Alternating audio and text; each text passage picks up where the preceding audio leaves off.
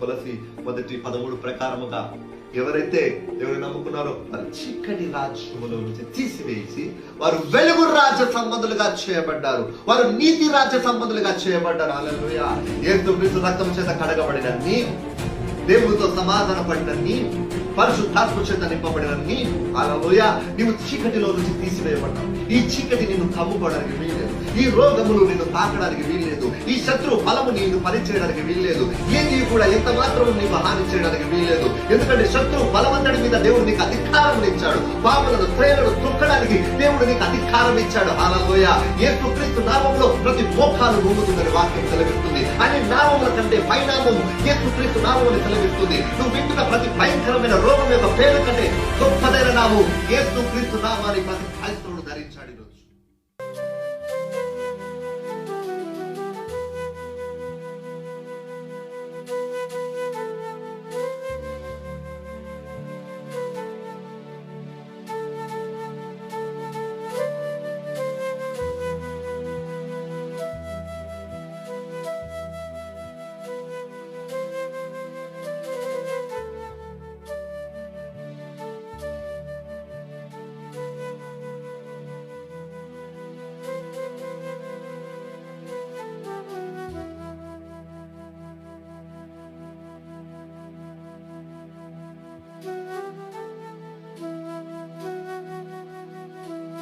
Thank you, Jesus. Thank you, Lord. Thank you, Master God. Thank you, Lord. Thank you, Master. Thank you, Lord. Thank you, Master. Hallelujah. మనం వాక్యంలోనికి వెళ్ళబోతున్నాం. ఆమేన్. హల్లెలూయా. దేవుడు గొప్ప విషయాలు మనతో ఈరోజు మాట్లాడబోతున్నాడు. మన దినాన్ని చెప్పినప్పుడు మరి ఎంతమంది పూర్తి మెసేజ్ విన్నారో తెలియదు, కానీ ఆల్రెడీ అది యూట్యూబ్లో ఉందండి. మీరు వెళ్ళి మరి మరలా వాచ్ చేయండి, ఎందుకంటే చాలా విషయాలు నేను అందులో మాట్లాడాను. ఆ తర్వాత మీరు వచ్చి ఇది విన్నట్లయితే ఇంకా స్పష్టంగా మారుతుంది. హల్లెలూయా. అది పార్ట్ 1, ఇది పార్ట్ 2 మనం ఈరోజు చూసుకోబోతున్నాం. ర్యాప్చర్ గురించి, ఎండ్ టైం గురించి మనం మాట్లాడుకోబోతున్నాము. ఇంకా క్లుప్తంగా ఈరోజు మనం మాట్లాడుకోబోతున్నాము. మనటి లైవ్ చూడని వారు మరి యూట్యూబ్లో ఉందండి, ర్యాప్చర్ ఎండ్ టైం గురించి అని చెప్పి. ఒక పార్ట్ 1ని ఫస్ట్ మీరు దీని తర్వాత మీరు చూడండి. ఆ తర్వాత మీరు ఇంకా స్పష్టంగా మీరు అర్థం చేసుకుంటారు. హల్లెలూయా. మనము చాలా ప్రాముఖ్యమైన విషయాలు మాట్లాడుకోబోతున్నాం. ఆమేన్. హల్లెలూయా. మొన్న మాట్లాడిన దానికంటే ఇంకా ఎక్కువ విషయాలు మనం కొన్ని మాట్లాడుకోబోతున్నాం. Thank you Jesus. ఒకసారి మరలా మత్తయి సువార్త 24వ అధ్యాయం మొదటి వచనం నుంచి ఒకసారి చూసుకుందాం. మత్తయి సువార్త 24వ అధ్యాయం మొదటి వచనం నుంచి. Thank you lord.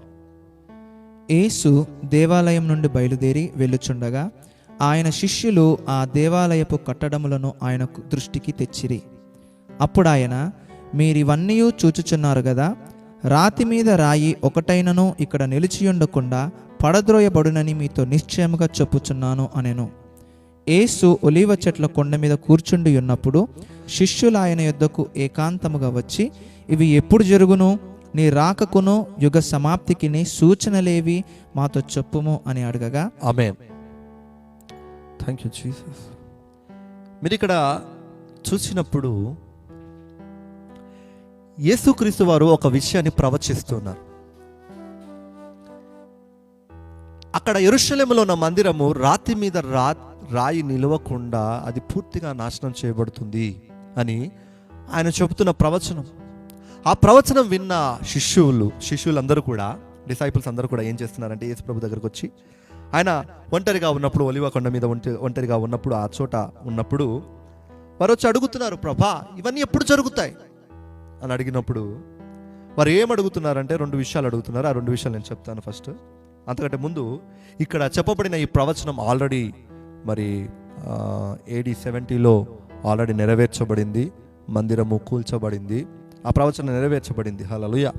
అయితే ఆ ప్రవచనం గురించి విన్న శిష్యులు మాత్రం ఏమడుగుతున్నారు? 2 విషయాలు ఇక్కడ అడుగుతున్నారు. స్పష్టంగా 2 విషయాలు అడుగుతున్నారు. హల్లెలూయా. I 2 things. ఒక విషయమేమో sign of thy coming, sign of thy coming. హల్లెలూయా. తెలుగులో ఎలా ఉంది? ఒకసారి చదువు. Sign of thy coming.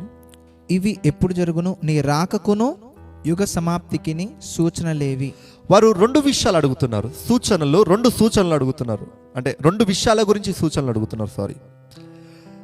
2 things ఎప్పుడు జరుగుతాయి, వాటికి ఉన్న సూచనలు, వాటికి ఉన్న సైన్స్ ఏంటి అని అడుగుతున్నారు. మనం ఇక్కడ చూసినట్లయితే ఈ రెండు విషయాల యొక్క సూచనలు మనం రెండు విషయాలు ఏంటిదంటే, ఒకటి దై కమింగ్, ఒకటి ఆయన రాకడ, రెండవది ఎండ్ ఆఫ్ ది వరల్డ్, లోకం యొక్క ముగింపు ఎప్పుడు, లోకం యొక్క సమాప్తి ఎప్పుడు అన్న వెంటనే ఆ యేసు ప్రభు వారు మాట్లాడుతున్నారు 4వ వచనంలో. యేసు వారితో ఇట్లనెను, ఎవడునూ మిమ్మును మోసము చేయకుండా చూచుకొనుడి. ఆమేన్. అనేకులు నా పేరట వచ్చి నేనే క్రీస్తునని చెప్పి పలువురిని మోసపరిచెదరు. మరియు యుద్ధములను గూర్చియో యుద్ధముల సమాచారము గూర్చియో మీరు వినినప్పుడు కలవరపడవద్దు. ఇవి జరగవలసి ఉన్నవి గాని అంతము వెంటనే రాదు. జనముల మీదికి జనమును, రాజ్యము మీదికి రాజ్యమును లేచును. అక్కడక్కడ కరువులను భూకంపములను కలుగును. ఇవన్నీ వేదనలకు ప్రారంభము. ఆమేన్.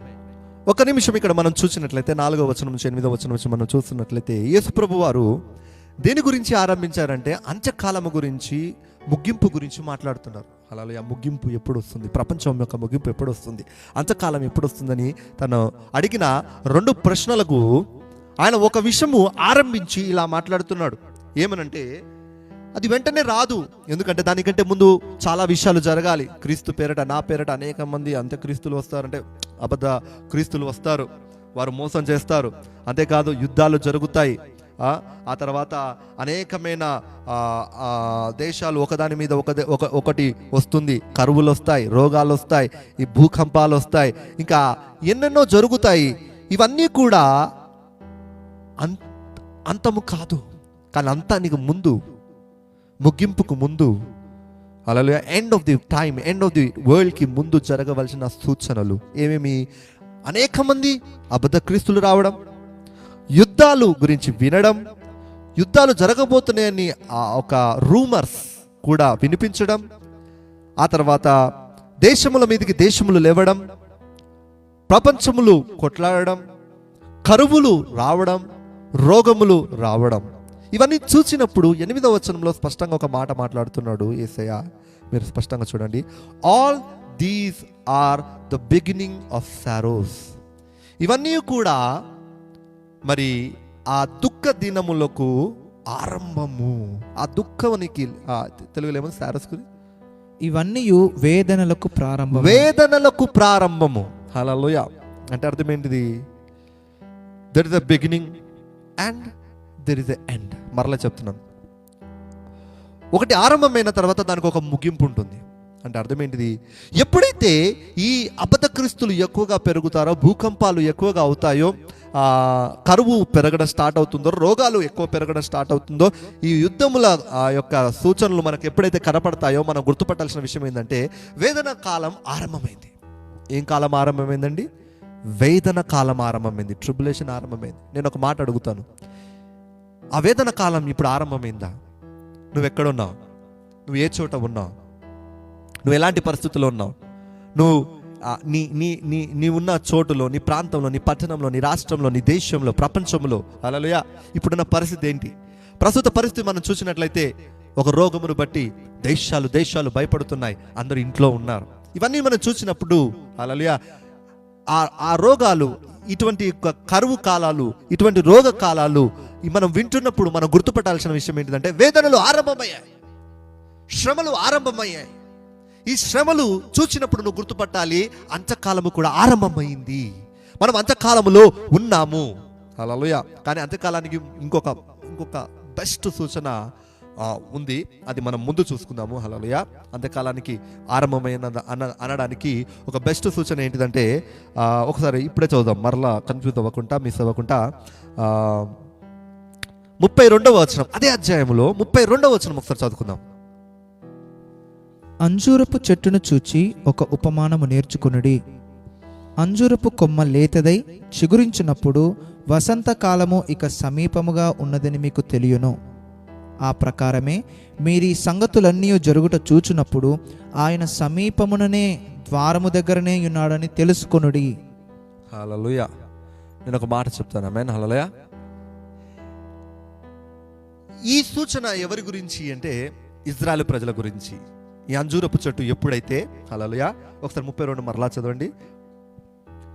అంజూరపు చెట్టును చూచి చూచి ఒక ఉపమానము నేర్చుకొనుడి. It's a parable. ఆమేన్. ఉపమానము. అంజూరపు కొమ్మ లేతదై కొమ్మ లేతదై చిగురించినప్పుడు వసంతకాలము ఇక సమీపముగా ఉన్నదని మీకు తెలియను. ఇది ఇజ్రాయెలు దేశము కూడుకునే దాని గురించి యేసు ప్రభు వారు చెబుతున్న ప్రవచనం.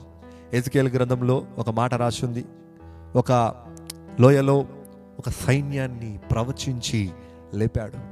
ఏ విధంగా అయితే మృతులైన ఆ సైన్యాన్ని ఆ యొక్క ఎజెకియెలు ప్రవచించినప్పుడు ఒక దర్శనంలో ఆ ఎముకలన్నీ తిరిగి జీవించి ఒక గొప్ప మహాసైన్యంగా మారారో, అదే విధంగా నలువైపుల నుంచి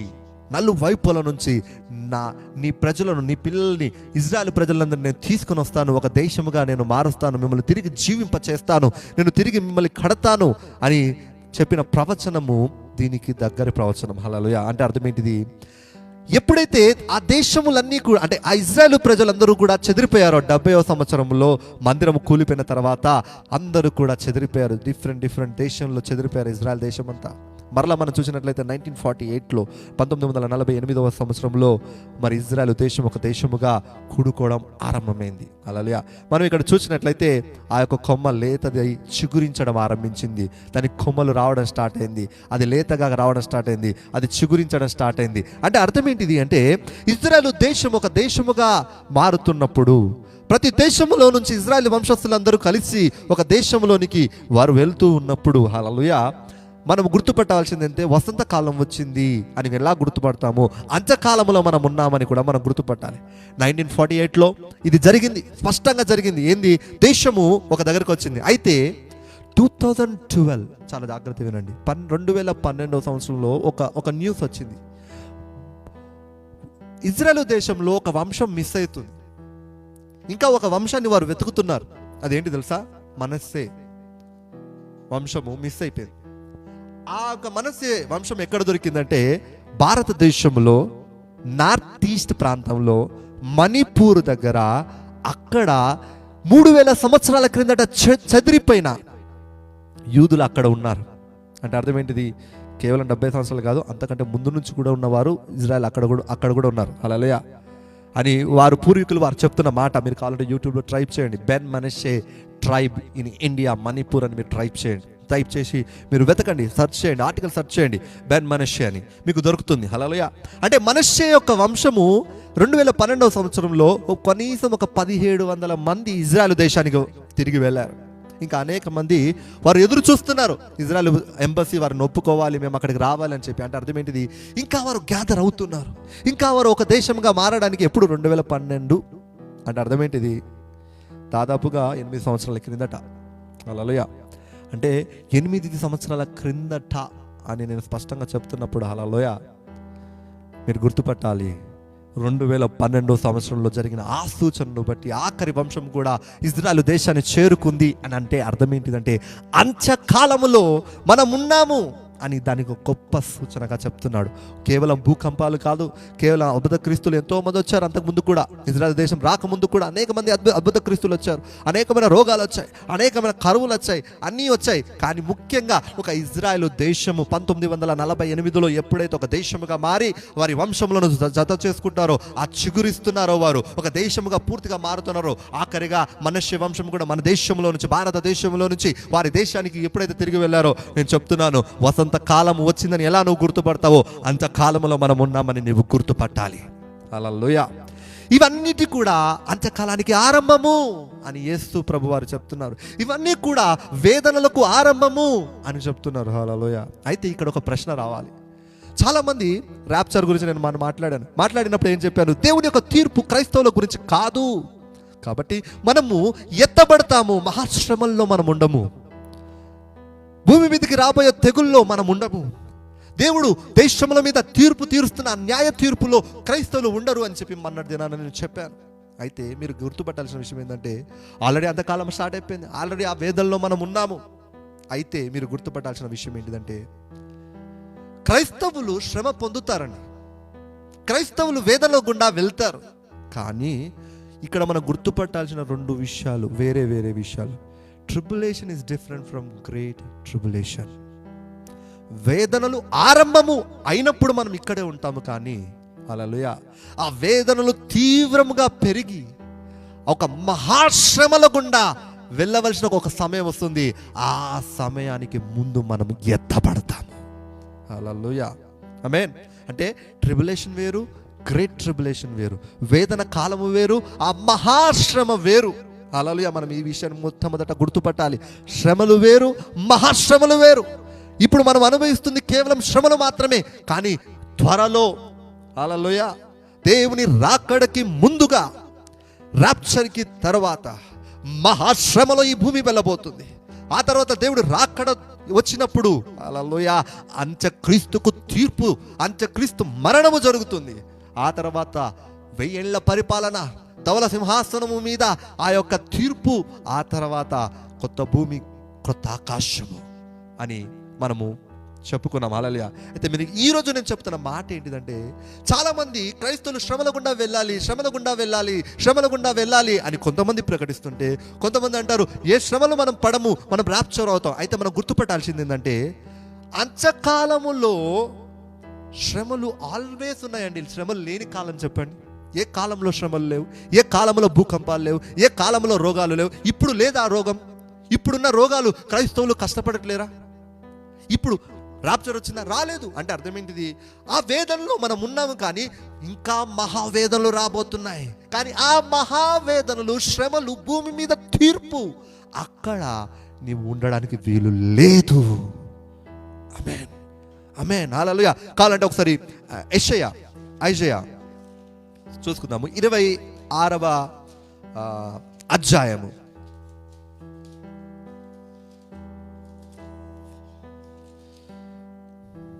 17వ వచనము. 26వ అధ్యాయము 17వ వచనం. Isaiah 26th chapter 17th verse. 26వ అధ్యాయము 17వ వచనం. యెహోవా ప్రసూతి కాలము సమీపింపగా గర్భవతి వేదన పడి కలిగిన వేదనల చేత మొరపెట్టునట్లు మేము నీ సన్నిధిలో ఉన్నాము. ఇక్కడ చూసినట్లయితే as a woman with a child that draweth near the time for her delivery, అంటే నియర్ అని అంటున్నాను. అంటే అర్థం ఏంటిది? ఒక స్త్రీ తన కుమారుణ్ణి కనడానికి వేదన, ప్రసవ వేదనకు దగ్గర పడుతూ ఉండగా, ఆ పెయిన్స్, ఆ లేబర్ పెయిన్స్, ఆ ప్రసవ వేదన మొదలైనప్పుడు అది తీవ్రంగా పెరుగుతూ పెరుగుతూ పెరుగుతూ పెరుగుతూ పెరుగుతూ ఆఖరిగా వారు ఒక హై పెయిన్లోకి వెళ్తారు. అప్పుడు ఒక చైల్డ్ డెలివరీ అవుతాడు. ఒక స్త్రీ ఒక కుమారుని లేదా ఒక కుమార్తెను కంటుంది. అంటే అర్థం ఏంటిది? పెయిన్స్ అనేవి ఆరంభం అవుతాయి. ఆ పెయిన్స్ ఆరంభమై తీవ్రంగా పెరిగి నర్వ్ కన్స్ట్రక్షన్స్ అయ్యి అప్పుడు డెలివరీ అవుతుంది చైల్డ్. అంటే అట్లా అర్థం ఏంటిది? అంతకాలము వేదనలతో ఆరంభమై ఆ వేదనలు పెరుగుతూ పెరుగుతూ పెరుగుతూ పెరుగుతూ పెరుగుతూ చివరికి ఎక్కడికి వెళ్తుందంటే మహాశ్రమల దగ్గరికి వెళ్ళబోతుంది. హల్లెలూయా. అయితే చదువుదాం. నెక్స్ట్ వచనం 18వ వచనం. మేము గర్భము ధరించి వేదన పడితిమి, ఆమేన్, గాలిని కన్నట్టు ఉంటిమి. మేము లోకములో రక్షణ కలగజేయకపోతిమి. ఆమేన్. లోకంలో నివాసులు పుట్టలేదు, మృతులైన నీ వారు బ్రతుకుదురు. ఇక్కడ చూడండి, మృతులైన నీ వారు బ్రతుకుదురు. మృతులైన నీ వారు బ్రతుకుదురు అనేది కొత్త నిబంధనలో మనం ఎక్కడ చూసాము? మన దినాన్ని మనం చెప్పుకున్నాం. 1 కొరింథీయులు 15వ అధ్యాయంలో 52-49.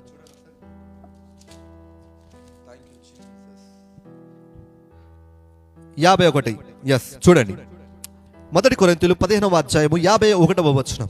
ఇదిగో మీకు ఒక మర్మము తెలుపుచున్నాను. ఇదిగో ఒక మర్మం. ఈ మర్మము పరిశుద్ధాత్ముడు చేత నింపబడిన నీకు మాత్రమే అర్థమవుతుందని ఎవరికి అర్థం కాదు.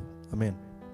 మనమందరము నిద్రించము కానీ నిమిషములో ఒక రెప్పపాటున కడబూరం రోగగానే మనమందరము మార్పు పొందుదుము. బూరం రోగును అప్పుడు మృతులు అక్షయులుగా లేపబడుదురు. ఫస్ట్ ఏమవుతుంది? మృతులు అక్షయులుగా లేపబడుతుంది. కావాలంటే 1 తెస్సలోనికలు చూద్దాం, 4వ అధ్యాయం.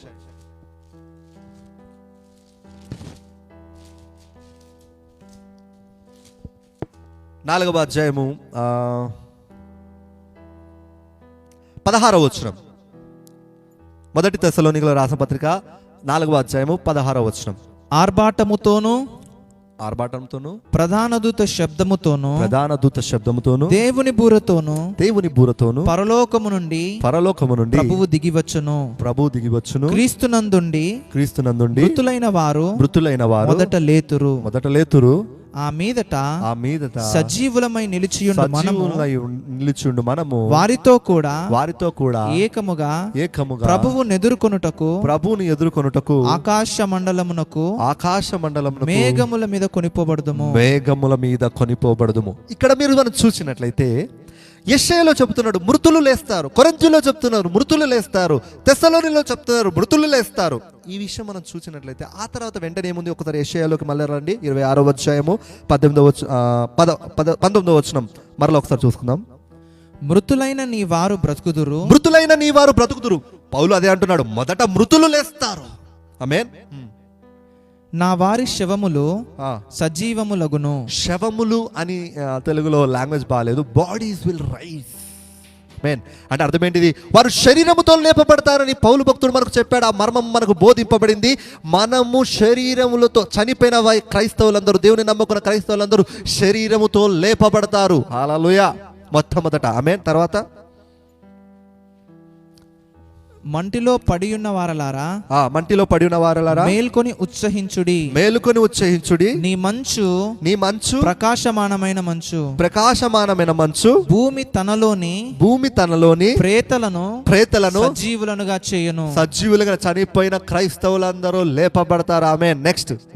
నా జనమా నా పీపుల్, మై పీపుల్ అన్నప్పుడు ఎవరు? ఒకవేళ వస్తే ఇజ్రాయెల్ ప్రజలు వస్తారు, లేదు అంటే క్రైస్తవులు వస్తారు. కానీ ఇజ్రాయెల్ ప్రజలు యేసును నమ్మని వారు కాబట్టి వారు క్రైస్తవులు కారు.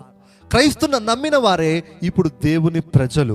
ఎప్పుడైతే ఇజ్రాయెల్ యొక్క అంధత్వం తొలగిపోతుందో, వారు యేసుక్రీస్తును నమ్ముతారో అప్పుడు వారు నిబంధనలోనికి వస్తారు, క్రొత్త నిబంధనలోకి వస్తారు. అప్పుడు వరకు వారు క్రొత్త నిబంధనలో రారు. ఒకవేళ ఇది న్యూ టెస్టమెంట్ కంటెక్స్ట్లో క్రిస్టియన్స్కి తీసుకుంటే, నా ప్రజలారా అంటే క్రైస్తవులారా, క్రీస్తును నమ్ముకున్న వారలారా మీరు వినండి. ఆమేన్. నా జనమా ఇదిగో వారి దోషమును బట్టి భూనివాసులను శిక్షించుటకు యెహోవా తన నివాసములో నుండి వెడలి వచ్చుచున్నాడు. చూశారా? ప్రజలకు ఏం చెప్తున్నాడు? ఆయన తీర్పు తీర్చడానికి, నిన్ను శ్రమ పెట్టినందుకు ఆయన శ్రమ పెట్టడానికి రాబోతున్నాడు. చూడండి, చదవండి. అప్పుడు నువ్వేం చేయాలి? భూమి తన మీద చంపబడిన వారిని ఇకను కప్పకుండా తాను త్రాగిన రక్తమును బయలుపరచును. అంటే తీర్పు దినం గురించి ఇక్కడ యెషయా ప్రవక్త ప్రవచిస్తున్నాడా? తర్వాత నీవు వెళ్ళి నీ అంతఃపురములలో ప్రవేశించుము. నీవు వెళ్ళి నీ తలుపులు వేసుకొనుము. ఉగ్రత తీరిపోవు వరకు కొంచెము సేపు దాగియుండుము. ఇక్కడ చూసారా? ఉగ్రత తీరేంత, నా ప్రజలారా ఉగ్రత తీరేంత వరకు యేసు ప్రభు గురించి ఎదురు చూస్తున్న క్రైస్తవులారా, ఉగ్రత నీ గురించి కాదు, నీవు అప్పచెప్పబడవు. ఆమేన్. ఆ ఉగ్రత దినాలు నీ కొరకు కాదు. అందుకే దేవుడు నిన్ను పిలుస్తున్న, నా జనమా రా, నీ గదిలోనికి వెళ్ళు, తలుపు వేసుకో, ఉగ్రత తీరేంత వరకు బయటికి రాకు. నా దేవుడైతే మారలేదండి. ఆమేన్. ఎందుకంటే నేను ఇంకా అనేకమైన వచనాలు మొన్నటి దినాన నేను మరలా చూపించాను, మరలా ఇప్పుడు కూడా చూపిస్తాను. ఒకసారి మొదటి తెస్సలోనికలో రాసిన పత్రిక 1వ అధ్యాయము 10వ వచనం ఒకసారి చదువుకుందాము. మన చెప్పిన వచనమే, మరలా వినండి. మరియు మీరు విగ్రహములను విడిచిపెట్టి జీవము గలవాడును సత్యవంతుడు నగు దేవునికి దాసులగుటకును దేవుడు మృతులలో నుండి లేపిన యేసు అనగా రాబోవు ఉగ్రత నుండి మనల్ని తప్పించుచున్న ఆయన కుమారుడైన యేసు పరలోకం నుండి వచ్చునని ఎదురు చూచుటకు మీరేలాగూ దేవుని వైపునకు తిరిగితిరో ఆ సంగతి వారే తెలియజేయుచున్నారు. ఆమేన్. రాబోవు ఉగ్రతకు నుంచి తప్పించుకోవడానికి యేసుని నువ్వు నమ్ముకున్నావు, నువ్వు తిప్పబడ్డావు అని చెప్తున్నాడు. హల్లెలూయా. అంటే అర్థం ఏంటిది? ఈ ఉగ్రతకు నువ్వు పాలు లేదు. ఉగ్రత అనగానే చాలా మంది నరకం మాత్రమే అనుకుంటారు. లేదండి, దేశముల మీద తీర్పు జరగబోతుంది, దేశముల మీద ఉగ్రత జరగబోతుంది. అంతేకాదు, నిన్ను నన్ను అనేక మంది క్రైస్తవులను చంపిన వారిని అందరిని బట్టి కూడా ఈ దేశముల మీద, ఆ యొక్క ప్రపంచముల మీద, ఆ యొక్క వేశ్య మీద, మహాబబులోను ఆ స్త్రీ మీద కూడా ఆ న్యాయ తీర్పు జరగడానికి దేవుడు తన ఉగ్రత పాత్రలను, తన ఉరుములను దేవుడు విడుదల చేయబోతున్నాడు. ఆ సమయంలో నువ్వు ఎక్కడుంటావు తెలుసా? ఒక గదిలో మూయబడతావు, ఒక గదిలో తలుపు వేయబడతావు. ఆ శ్రమ నీకు రాదు, మీరు మర్చిపోవద్దు. హల్లెలూయా. మోషే కాలము మనకు ఎగ్జాంపుల్ అయితే, ఐగుప్తులో ఉన్న మనము మోషే ద్వారా పిలుపు నొంది, అంటే అటువంటి ప్రవక్త అయిన యేసయ్య ద్వారా పిలుపు నొంది, ఆయన రక్తము పస్కా వధువులో ఆ మాంసము భుజిస్తూ ఆ రక్తమును త్రాగుతూ ఒక గదిలో ఉండగా, ఆ రక్తము ఉన్న గదిలోకి ఏ మరణ దూత కానీ దేవుడు తీర్పు తీర్చినది ఏది కూడా ఆ గదిలోనికి రాలేదు. కానీ ఆ ఐగుప్తు లోకములోనికి ఆ మరణము వచ్చినట్లుగా ఈ లోకములోనికి ఉగ్రత రాబోతుంది. ఆ తర్వాత గ్రేట్ రివార్డ్స్తో నువ్వు బయటికి తీసుకురాబోతున్నావు. ఆమేన్. ఇవన్నీ మనకు సూచనలు, మనం మర్చిపోకూడదు. అంతేకాదు, ఇంకా చూపిస్తాను. నేను మన దినాన్ని కూడా చెప్పాను, మీరు 2వ తెస్సలోనికైయుల మొదటి అధ్యాయం మొత్తం చదవండి. అందులో నేను ఒక విషయాన్ని నేను చూపిస్తాను. నేను మరలా గుర్తు చేస్తున్నాను మనం చెప్పిన విషయమే. ఒకసారి 8వ వచనం, 2వ తెస్సలోనికైయులు మొదటి అధ్యాయము 8వ వచనము. శ్రమ పొందుచున్న మీకు ఇప్పుడు నువ్వు శ్రమ పొందుతున్నావు, నిజమే క్రైస్తవులారా. ఆమేన్. మాతో విశ్రాంతియును మాకు విశ్రాంతిను అనుగ్రహించుట దేవునికి న్యాయమే. అయితే ఆ దినమున తన పరిశుద్ధుల యందు మహిమపరచబడుటకును విశ్వసించిన వారి అందరి యందు ప్రశంసింపబడుటకును ప్రభువు వచ్చినప్పుడు అట్టివారు ఆయన సముఖము నుండి ఆయన ప్రభావమందలి మహిమ నుండి పారదోలబడి నిత్య నాశనమును దండన పొందుదురు. హల్లెలూయా. అంటే అర్థం ఏంటిది? హల్లెలూయా. ఇక్కడ నీకు శ్రమ పెట్టిన వారికి ఆయన శ్రమను ఇవ్వబోతున్నాడు. నీ మీద నిన్ను 6వ వచనం చూడండి ఒకసారి, ఉట్టి 6వ వచనం చూడండి. ఈ నేను చెప్పబోయే ఎగ్జాక్ట్ వచనం. ప్రభువైన యేసు తన ప్రభావమును కనపరచు దూతలతో కూడా పరలోకం నుండి అగ్ని జ్వాలలలో ప్రత్యక్షమై దేవుని నెరగని వారికిని మన ప్రభువైన యేసుక్రీస్తు సువార్తకు లోబడిన వారికిని ప్రతిదండన చేయునప్పుడు మిమ్మును శ్రమపరచు వారికి శ్రమ. ఆమేన్. నీకు శ్రమ కాదు, నీకు విశ్రాంతి. నువ్వు ఇప్పుడు నిజమే వేదనలు పడుతున్నావు, కానీ లోకానికి రాబోయే వేదనలు ఏవైతే ఉన్నాయో అవి దేవుని యొక్క తీర్పు. మహాశ్రమలు ఏవైతే ఉన్నాయో అది దేవుని యొక్క తీర్పు. నీకు జరిగిన అన్యాయానికి దేవుడు ఈ లోకానికి తీర్పు తీర్చబోతున్నాడు. నేను శ్రమ పెట్టిన వారిని ఆయన శ్రమ పెట్టబోతున్నాడు. కానీ ఆ శ్రమలో నువ్వు ఉండడానికి వీల్లేదు. నీవు గదిలోకి తీసుకువెళ్ళబడతావు. చూడండి. హల్లెలూయా. కావాలంటే ఒకసారి మళ్ళా మత్తయి సువార్త 24వ అధ్యాయంలోకి వెళ్దాము. Thank you, Holy Ghost. 9వ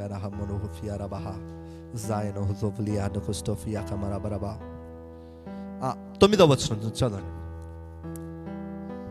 అప్పుడు జనులు మిమ్ములను శ్రమల పాలు చేసి చంపెదరు. మీరు నా నామము నిమిత్తము సకల జనముల చేత ద్వేషించబడుదురు. ఆమేన్. అనేకులు అభ్యంతరపడి ఒకరినొకరు అప్పగించి ఒకరినొకరు ద్వేషించుకొనెదరు. అనేకులైన అబద్ధ ప్రవక్తలు వచ్చి పలువురిని మోసపరచెదరు. అక్రమము విస్తరించుట చేత అనేకుల ప్రేమ చల్లారును. అంతము వరకు సహించిన వాడెవడో వాడే రక్షింపబడును. మరియు ఈ రాజ్య సువార్త సకల జనులకు సాక్షార్థమై లోకమందంతటను ప్రకటింపబడును. ఇవన్నీ కూడా క్రైస్తవులు అనుభవిస్తారండి. ఉంటాం మనం, కానీ ఇప్పటికి జరగట్లేవా అండి? సేవకులను చంపట్లేరా? సహోదరులు ఎంతోమంది విశ్వాసాన్ని కోల్పోట్లేరా? క్రైస్తవులు దేవుని విడిచిపెట్టట్లేరా? నేను ఇంకొక విషయాన్ని నేను చూపించబోతున్నాను ఈరోజు. అతి ప్రాముఖ్యమైన విషయం ఆఖరిలో మనం మాట్లాడుకోబోతున్నాం. అతి ప్రాముఖ్యమైన విషయం. కాబట్టి ఎండ్ వరకు లైవ్ని చూడండి మీరు. హల్లెలూయా. ఇక్కడ మీరు చూసినట్లయితే ఇవన్నీ జరుగుతాయి, సువార్త ప్రకటించబడాలి, ఇవన్నీ జరుగుతాయి. అయితే ఇవి మహాశ్రమలని మాత్రం అనుకోవద్దు, నేను చెప్తాను. ఆమేన్. హల్లెలూయా. ఇప్పుడు 15వ వచనం నుంచి కంటిన్యూ చదవండి. కాబట్టి ప్రవక్త అయిన దానియేలు ద్వారా చెప్పబడిన, చూడండి, ఇవన్నీ జరుగుతూ ఉండగా అప్పుడు అంతం వస్తుంది. Then the end shall come అని చెప్పి ఇప్పుడు చూడండి ఎక్కడ గుర్తు చేస్తున్నాడు, తిరిగి ఎక్కడికి తీసుకెళ్తున్నాడు యేసయ్య. చూడండి 15వ వచనంలో దానియేలు గ్రంథానికి దానియేలు ప్రవచించినట్లుగా చెప్పబడుతున్న మాటను చెప్తున్నాడు. ఆమేన్. నాశనకరమైన హేయ వస్తువు పరిశుద్ధ స్థలమందు నిలుచుట మీరు చూడగానే చదువువాడు గ్రహించునుగాక. నాశన వస్తువు ఎక్కడ చూడబడుతుంది? దేవుని బలిపీఠం మీద. ఇది ఏ సమయం? ఇది జరగాలి అంటే క్రైస్తవుడు ఉండకూడదు. ఎందుకు ఉండకూడదు? ఎందుకు ఉండకూడదు? చూడండి 2వ తెస్సలోనికలు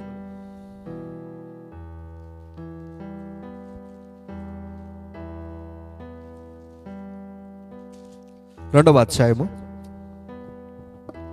1వ వచనం నుంచి.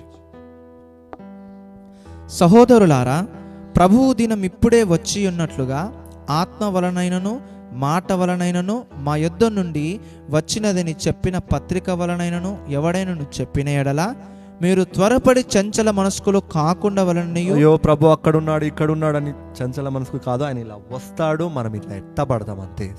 సెకండ్స్ ఇట్లా నీ ఐ బ్లింక్ అయ్యే లోపల అయిపోతుంది సంగతులు. ఆయన అక్కడ ఉన్నాడు ఇక్కడ ఉన్నాడు అంటే నమ్మకండి. ఆమేన్. బెదరకుండా వలననియు మన ప్రభు అయిన యేసుక్రీస్తు రాకను బట్టి మనము ఆయన యొద్ద కూడుకొనుటను బట్టి మిమ్మల్ని వేడుకొనుచున్నాము. అయితే ఇక్కడ చూడండి 2 విషయాలు ఉన్నాయి. ఆయన రాకడ ఒకటి, ఆయన యొద్ద కూడుకొనుట ఒకటి. Gathering together. ఈ 2 విషయాలు ఉన్నాయి.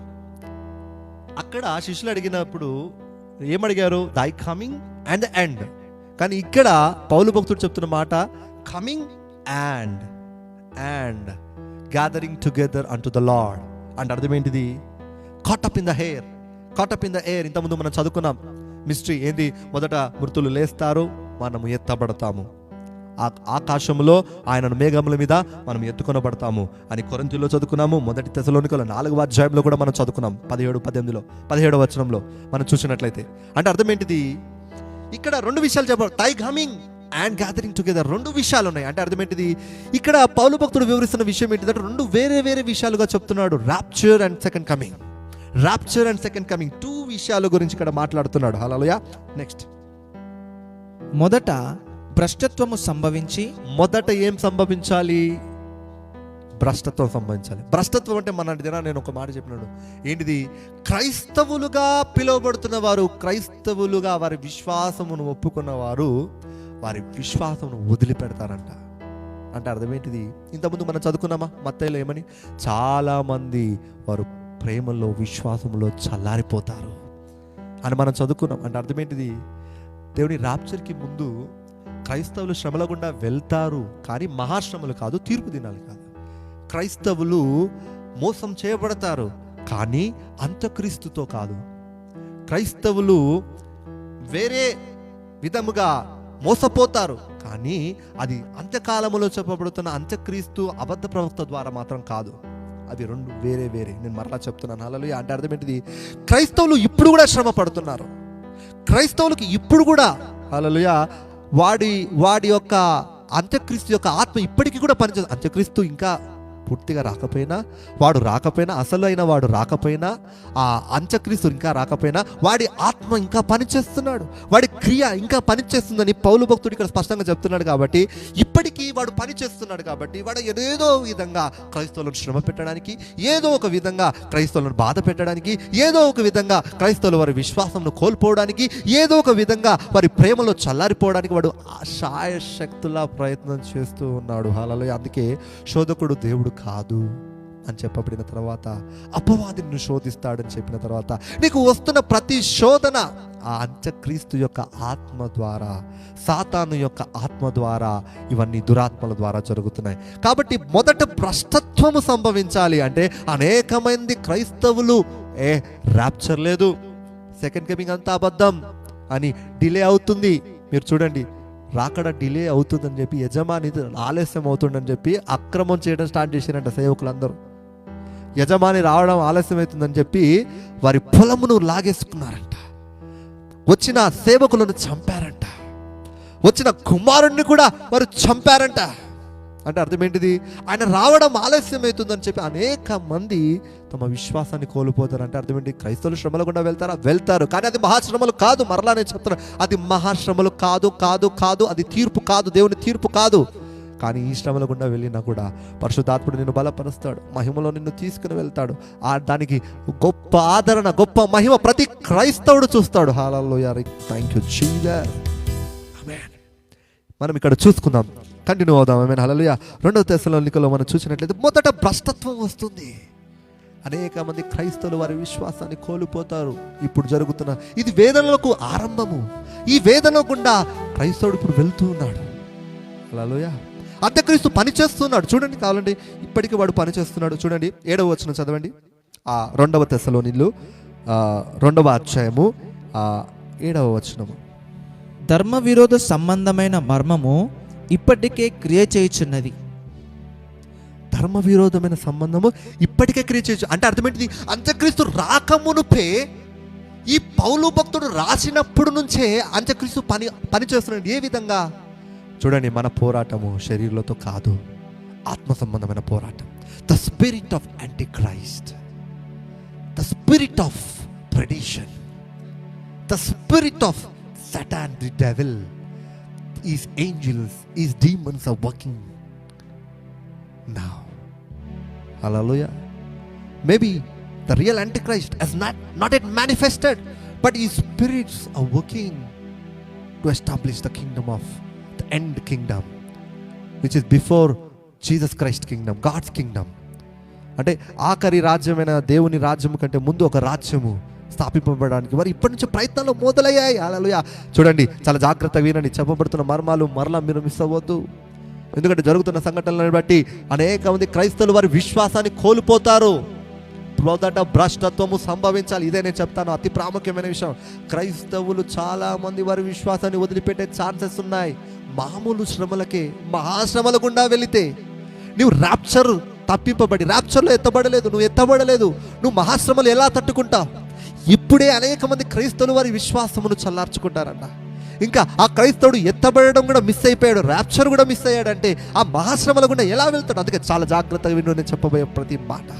మొదట భ్రష్టత్వము సంభవిస్తే కాయకుల్లాలేమైనా కువారాబా అంటే అర్థం ఏంటిది? క్రైస్తవులు అనేక మంది విశ్వాసాన్ని కోల్పోతారు. ఇంతకుముందు మత్తేలో కూడా మనమే చదువుకున్నాం. కానీ ఇప్పుడు మనం ఒకసారి, నేను ఒక మాట చెప్పాను, దానియేలు ప్రవక్త చెప్పిన మాట. వాడు వచ్చి ఆ దేవుని బలిపీఠం మీద అపవిత్రత అంటే దేవునికి అయిష్టమైన బలిని వాడు అర్పిస్తాడు. ఒకసారి చూద్దాం 3వ వచనం నుంచి చదవండి. అదే 2 తెస్సలోనికలు 2వ అధ్యాయము 3వ వచనం నుంచి. మొదట భ్రష్టత్వము సంభవించి నాశన పాత్రుడగు పాప పురుషుడు బయలుపడితేనే గాని ఆ దినము రాదు. ఏది దేవుడనబడునో, ఏది పూజింపబడునో, ఏ దినము రాదు? ఏ దినం గురించి దేవుడు మాట్లాడుతున్నాడు ఇక్కడ? ఏ దినము గురించి మాట్లాడుతున్నాడు? ఆయన రాకడ. ఆమేన్. ఎందుకంటే ఆల్రెడీ ఆయన ముందుగానే చెప్పాడు ఈ విషయాలని చెప్పి. 1 తెస్సలోనికలో మనం ఎత్తబడతామనే విషయం గురించి మాట్లాడాడు. ఎత్తబడే విషయం ఒకటి జరుగుతుంది, ఆయన రాకడ గురించి కూడా జరుగుతుంది. ఇక్కడ ప్రభు దినము గురించి మాట్లాడబడుతుంది. ప్రభు దినం అంటే యేసు ప్రభు వారు ఆకాశములో వచ్చి మనం మేఘంలో ఎత్తబడే విషయం కాదు. నేను ఆల్రెడీ చెప్పాను, పేతురు చెప్పాడు ప్రభు దినం అంటే ఏంటి తెలుసా? హల్లెలూయా, ఉగ్రతతో కూడింది. కావాలంటే మరొకసారి ఒకసారి 2 పేతురు 3:10 చదవండి.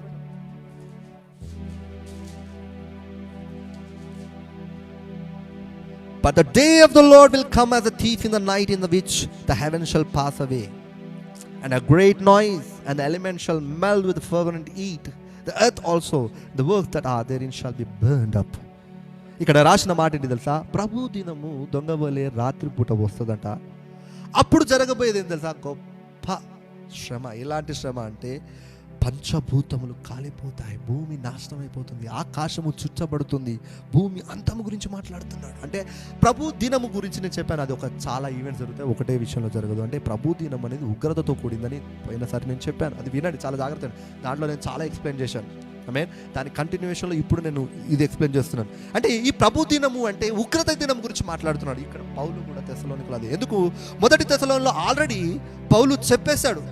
ఏం చెప్పేశాడు చూడండి, కావాలంటే 17వ వచనంలో అక్కడ మనం ఎత్తబడతాం అన్న తర్వాత మళ్ళీ 5వ వచనంలో మనం చూసినట్లయితే, ఆ దినము దొంగవలే రాత్రిపూట వస్తుంది, కానీ అది నీకు దొంగవలే రాదు. మరి దొంగవలే ఎవరికి వస్తుంది? లోకానికి వస్తుంది. లోకానికి వస్తుంది దొంగవలే, నీకు కాదు, నాకు కాదు. ఎందుకు? మీరు వెలుగు సంబంధులు, మీరు పగటివారు. ఆ అధ్యాయం అంతా చదవండి. మీరు వెలుగు సంబంధులు, మీరు పగటివారు, మీకు దొంగవలే రాదు. ఆయన రాత్రిపూట వస్తాడు. నువ్వు పగటివాడవైతే ఆయన రాత్రిపూట వస్తే నువ్వు రాత్రిపూట ఉండవు కదా, నువ్వు రాత్రిపూట ఉండవు. ఆయన వచ్చినప్పుడు నువ్వు ఉండవు. అంటే ఇక్కడ చెప్పబడుతున్న ఫస్ట్ ఎత్తబడడం ఒకటి అయిపోయిన తర్వాత ఆయన ఎప్పుడు వస్తాడు అంటే రాత్రిపూట వస్తాడు. ఎందుకు? పగటి వారందరూ ఎత్తబడతారు కాబట్టి, పగటి సంబంధులందరూ ఎత్తబడతారు కాబట్టి ఆయన రాత్రిపూట దొంగవలే వచ్చినప్పుడు ఎవరికి దొంగవలే వస్తాడు? నీకు నాకా? లేదు. హల్లెలూయా. ఆయన ఈ లోకానికి దొంగవలే రాత్రిపూట వస్తాడు. ఎందుకు? వారు తింటున్నారు, త్రాగుతున్నారు కాబట్టి ఆయన దొంగవలే వస్తాడు. కాబట్టి ఇక్కడ 2వ తెస్సలోనికలు 2:3 కూడా చెప్పబడుతున్న దినము ఇది రాప్చర్ గురించి కాదు, ఇది దేవుని ఉగ్రత గురించిన విషయాల గురించి మాట్లాడుతున్నాడు. చదవండి 4వ వచనం నుంచి. ఏది దేవుడు అనబడునో, చూడండి, దానియేలు ప్రవక్త చెప్పిన దానికి దగ్గరగా ఉన్న ప్రవచనం ఇది. ఏది దేవుడు అనబడునో, ఏది పూజింపబడునో, ఏది పూజింపబడునో దానినంతటిని ఎదిరించుచు, దానికంతటికి పైగా వాడు తన్ను తానే హెచ్చించుకొనును. అందుకే సర్వోన్నతుడైన దేవుని మందిరంలోనికి వెళ్ళి, ఇజ్రాయెల్ దేశంలో యెరూషలేములోకి వెళ్ళి వాడు ఆ బలిపీఠం మీద వాడు దేవుడిగా చెప్పుకొని సాతానుకు వాడు బలినిస్తాడు. ఆ పవిత్రమైనది దేవుని బలిపీఠం మీద నిలుస్తుంది. ఆ కాలం గురించి, ఇది ప్రభు దినం గురించి, ఇది మహాశ్రమల గురించిన ప్రవచనం ఇది. హల్లెలూయా. చదవండి. తాను దేవుడనని తన్ను కనపరుచుకొనుచు దేవుని ఆలయంలో కూర్చుండును. కనుక ఏ విధముగానైనను ఎవడును మిమ్మును మోసపరచనీయకుడి. నిన్ను మోసపరచనీయకుడి. హల్లెలూయా. రకబాకు సుకుతరబా. అయితే ఇక్కడ చూసినట్లయితే 6-7లో చూసినట్లయితే, నేను చాలా చెప్పేది ఉంది, ఇంకా చాలా టైం ఉంది కాబట్టి నేను 6-7 వచనాలు మీరు వేసేయండి, నేను చెప్పేస్తాను. అక్కడ 2వ తెస్సలోనికలు 2వ అధ్యాయం 6-7 అక్కడ ఏమైనా రాసిందంటే, వాడు బయలుపరచబడడానికి అక్కడ వాడిని ఆపుతున్నారు. ఎవరు ఆపుతున్నారు? సంఘం ఆపుతుంది. ఇప్పుడు మనం సంఘం ఏం చేస్తున్నాం? దురాత్మలతో పోరాడుతున్నాం. సంఘం ఏం చేస్తుంది? ప్రార్థిస్తుంది. సంఘం ఏం చేస్తుంది? భూమి మీద బంధిస్తుంది, అది పరలోకంలోను బంధింపబడుతుంది. భూమి మీద విప్పుతుంది, అది పరలోకంలోను విప్పబడుతుంది. సర్వాధికారం మనకి ఇవ్వబడుతుంది. హల్లెలూయా.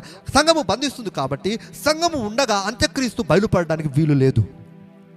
సంఘము ఎత్తబడితే తప్పించి అంత్యక్రీస్తు బయలుపరచబడడు. మొదట భ్రష్టత్వం వస్తుందంటే అనేక మంది క్రైస్తవులు వారి విశ్వాసాన్ని కోల్పోవచ్చు, కానీ చాలా మంది క్రైస్తవులు మాత్రం ఇంకా విశ్వాసాన్ని కాపాడుకుంటూ దేవుని కొరకు ఎదురు చూస్తున్న వారిని బట్టి అంత్యక్రీస్తు ఆపబడతాడు. కానీ ఎప్పుడైతే అంత్యక్రీస్తు వారి రావడానికి వారి మధ్యలో నుంచి సంఘము ఎత్తబడుతుందో, తీసివేయబడుతుందో, అప్పుడు అంత్యక్రీస్తు బయలుపరచబడతాడని 7వ వచనంలో రాసింది. ఒకసారి 7వ వచనం ఒక్కటే చదవండి ఫాస్ట్గా. ధర్మ విరోధ సంబంధమైన మర్మము ఇప్పటికే క్రియ చేయుచున్నది గాని, ఆల్రెడీ చేస్తున్నాడు, కానీ అంత్యక్రీస్తు, రియల్ అయిన అంత్యక్రీస్తు ఎప్పుడు వస్తాడు? ఇది వరకు అడ్డగించుచున్నవాడు మధ్య నుండి తీసివేయబడు వరకే అడ్డగించును. మధ్య నుండి అంటే ఎవరు అడ్డగిస్తున్నారు? సంఘము వాడిని అడ్డగిస్తున్నారు. సంఘమే సాతాను క్రియలను తొక్కిపడేస్తుంది. ఆ సంఘం ఉన్నంత కాలం వాడు బయలుపరచబడలేడు. కానీ సంఘము తీసివేయబడిన తర్వాత, అంటే సంఘము ఎత్తబడిన తర్వాత మాత్రమే వాడు వచ్చి దేవుడిగా చెప్పుకొని ఆ బలిపీఠం మీద వచ్చి వాడు బలిలు అర్పించగలడు. అంటే మత్తయి సువార్తలో 24వ అధ్యాయం 15వ వచనంలో చెప్పబడుతున్న మాట ఎప్పుడు జరుగుతుంది? సంఘము ఎత్తబడిన తర్వాత మాత్రమే. అందుకే సీక్వెన్స్లో లేదు. మనం కొన్ని విషయాలు గమనించాలి. ఇప్పుడు మనం ఒక ముఖ్యమైన విషయాన్ని మనం చూసుకోబోతున్నాం. మత్తయి సువార్త మరలా ఒకసారి 24వ అధ్యాయం 15వ వచనం నుంచి మరలా ఈరోజు మనం 24వ అధ్యాయం మనం చూసుకోబోతున్నాం. దాని గురించి పూర్తిగా మనం తెలుసుకోబోతున్నాం. ఆమేన్. కాబట్టి ప్రవక్త అయిన దానియేలు ద్వారా చెప్పబడిన నాశనకరమైన హేయ వస్తువు పరిశుద్ధ స్థలమందు నిలుచుట మీరు చూడగానే చదువువాడు గ్రహించును గాక. యూదయలో నుండి వారు కొండలకు పారిపోవలను. యూదయలోనికి ఉన్నవారు, యూదయ ప్రపంచము గురించి ఎందుకు మాట్లాడట్లేడు యేసయ్య? యూదయలో ఉన్న వారి గురించే ఎందుకు మాట్లాడుతున్నాడు? ఆ అంత్యక్రీస్తు వచ్చినప్పుడు వాడు ఆ మందిరంలోకి ప్రవేశించినప్పుడు యూదయలో ఎందుకు మాట్లాడుతున్నాడు? ఇజ్రాయెల్ ప్రజల్ని గురించి ఎందుకు చూడండి, చదవండి. మిద్దె మీద నున్నవాడు ఆ. తన ఇంటిలో నుండి ఏమైనాను తీసుకొని పోవుటకు తిగ్గకూడదు. ఆమేన్. పొలములో నున్నవాడు ఆ. తన బట్టలు తీసుకొని పోవుటకు ఇంటికి రాకూడదు. అయ్యో, ఆ. ఆ దినములలో గర్భిణులకును పాలిచ్చు వారికి శ్రమ. ఎందుకు శ్రమ? వాడు వచ్చే ముందు అంత ర్యాప్చర్ జరిగిపోతుంది ఒకటి. అప్పుడు ఏమైతే తెలుసా? కడుపులో ఉన్న పిల్లలు మాయమైపోతారు. ఆ పిల్లలు ఎక్కడ పోయారు? ఎందుకు? చంటి పిల్లలు పరలోక రాజ్యం. వారు ఇజ్రాయెల్ కావచ్చు, ఏ దేశమైనా కావచ్చు, ఏ మతమైనా కావచ్చు, గర్భాలన్నీ మాయమైపోతాయి ఒక క్షణం. దేవుని ర్యాప్చర్ టైంలో అప్పుడు మహాశ్రమ కలుగును. మహాశ్రమ. ఇప్పుడు చూడండి, అప్పుడు మహాశ్రమ కలుగును. ఎప్పుడు? అంత్యక్రీస్తు వచ్చినప్పుడు. కానీ సంఘం ఎత్తబడితేనే తప్పించి వాడు రావడానికి వీల్లేదే. వాడిని అడ్డగిస్తున్నవాడు మధ్యలో నుంచి తీసివేయబడితేనే తప్పించి వాడు బయలుపరచబడడానికి వీలేదని పౌలు అంత స్పష్టంగా చెప్పినప్పుడు మహాశ్రమలు ఎప్పుడు మొదలవుతాయి చెప్పండి? శ్రమలు ఆల్వేస్ ఉన్నాయండి, కానీ మహాశ్రమలు ఎప్పుడు మొదలవుతాయి? వాడు వచ్చిన తర్వాత, వాడు బయలుపరచబడిన తర్వాత, వాడు మందిరంలోనికి వచ్చిన తర్వాత, వాడు ఇజ్రాయెల్ దేశంలోనికి వచ్చిన తర్వాత మహాశ్రమలు ఆరంభమవుతాయి. కాబట్టి మహాశ్రమల గుండా క్రైస్తవుడు వెళ్తాడా? లేదు లేదు లేదు, వాడు వెళ్ళలేడు. ఎందుకు వెళ్ళలేడు? నేను చెప్పాను, మధ్యలో నుంచి తీసివేయబడ్డవాడు ఎత్తివేయబడితే తప్పించి అంత్యక్రీస్తు రాలేడు. వాడు బయలుపరచబడలేడు. చూడు, కావాలంటే చదవండి, కంటిన్యూషన్ చదవండి. అప్పుడు మహాశ్రమ కలుగును గనుక, అప్పుడు మహాశ్రమ కలుగును గనుక మీరు పారిపోవుట, చలికాలమందైనను విశ్రాంతి దినమందైనను. చూడండి, చలికాలం అంటే ఓకే, చలికాలంలో పారిపోవడానికి కష్టం ఉంటుంది. ఎందుకంటే చలికాలంలో ఎక్కడ దాక్కుంటారు? ఏ కొండల మధ్యలో దాక్కుంటారు? ఎక్కడ పోయి పడుకుంటారు? వారందరూ శ్రమలు అనుభవిస్తున్నారు, ఎక్కడ పోయి దాక్కుంటారు? సరే, అది వదిలిపెడదాం. మరి విశ్రాంతి దినం అని ఎందుకు అంటున్నాడు? క్రైస్తవులకు సబాత్ దినం ఉంటుందా? చెప్పండి. క్రైస్తవులకు సబాత్ దినం ఉందా? లేదు. అవన్నీ క్రీస్తులో కొట్టివేయబడ్డాయి. కొలస్సీలో చెప్పబడిన ప్రకారం, 2వ అధ్యాయంలో చెప్పబడిన ప్రకారముగా సబాతులు, అమావాస్యలు, పండుగల దినాలు అన్నీ కూడా క్రీస్తులో ఛాయ, కాబట్టి అవి కొట్టివేయబడ్డాయి అని రాసినప్పుడు ఈ సబాత్ నీకు నాకు కాదు. మరి ఎందుకు సబాతు దినంలో రాకుండా ప్రార్థన చేయండి అంటే, ఇది ఇజ్రాయేలు ప్రజల గురించి చెప్పబడుతున్న ప్రవచనము. ఈ మహాశ్రమల గురించి చెప్పబడుతున్న ప్రవచనము. సబాత్ దినం క్రైస్తవుడికి చెందినది కాదు. వారు సబాత్ దినం ముందు 900 అడుగులు దాటి పరిగెత్తలేరు.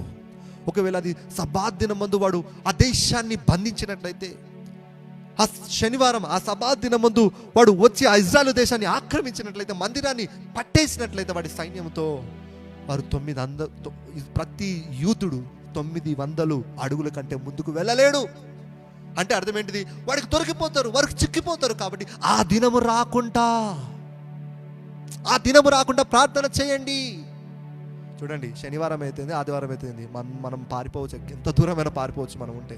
కానీ ఒక యూదుడు మాత్రం శనివారం రోజు వాడు 900 అడుగుల కంటే ఎక్కువగా వాడు ప్రయాణం చేయడు. అంటే అర్థం ఏంటిది? అందుకే ఆ దినము రాకుండా ప్రార్థన చేయండి అని అంటున్నా. అంటే ఇజ్రాయెల్ ప్రజలకు చెప్తున్న మాట ఇది.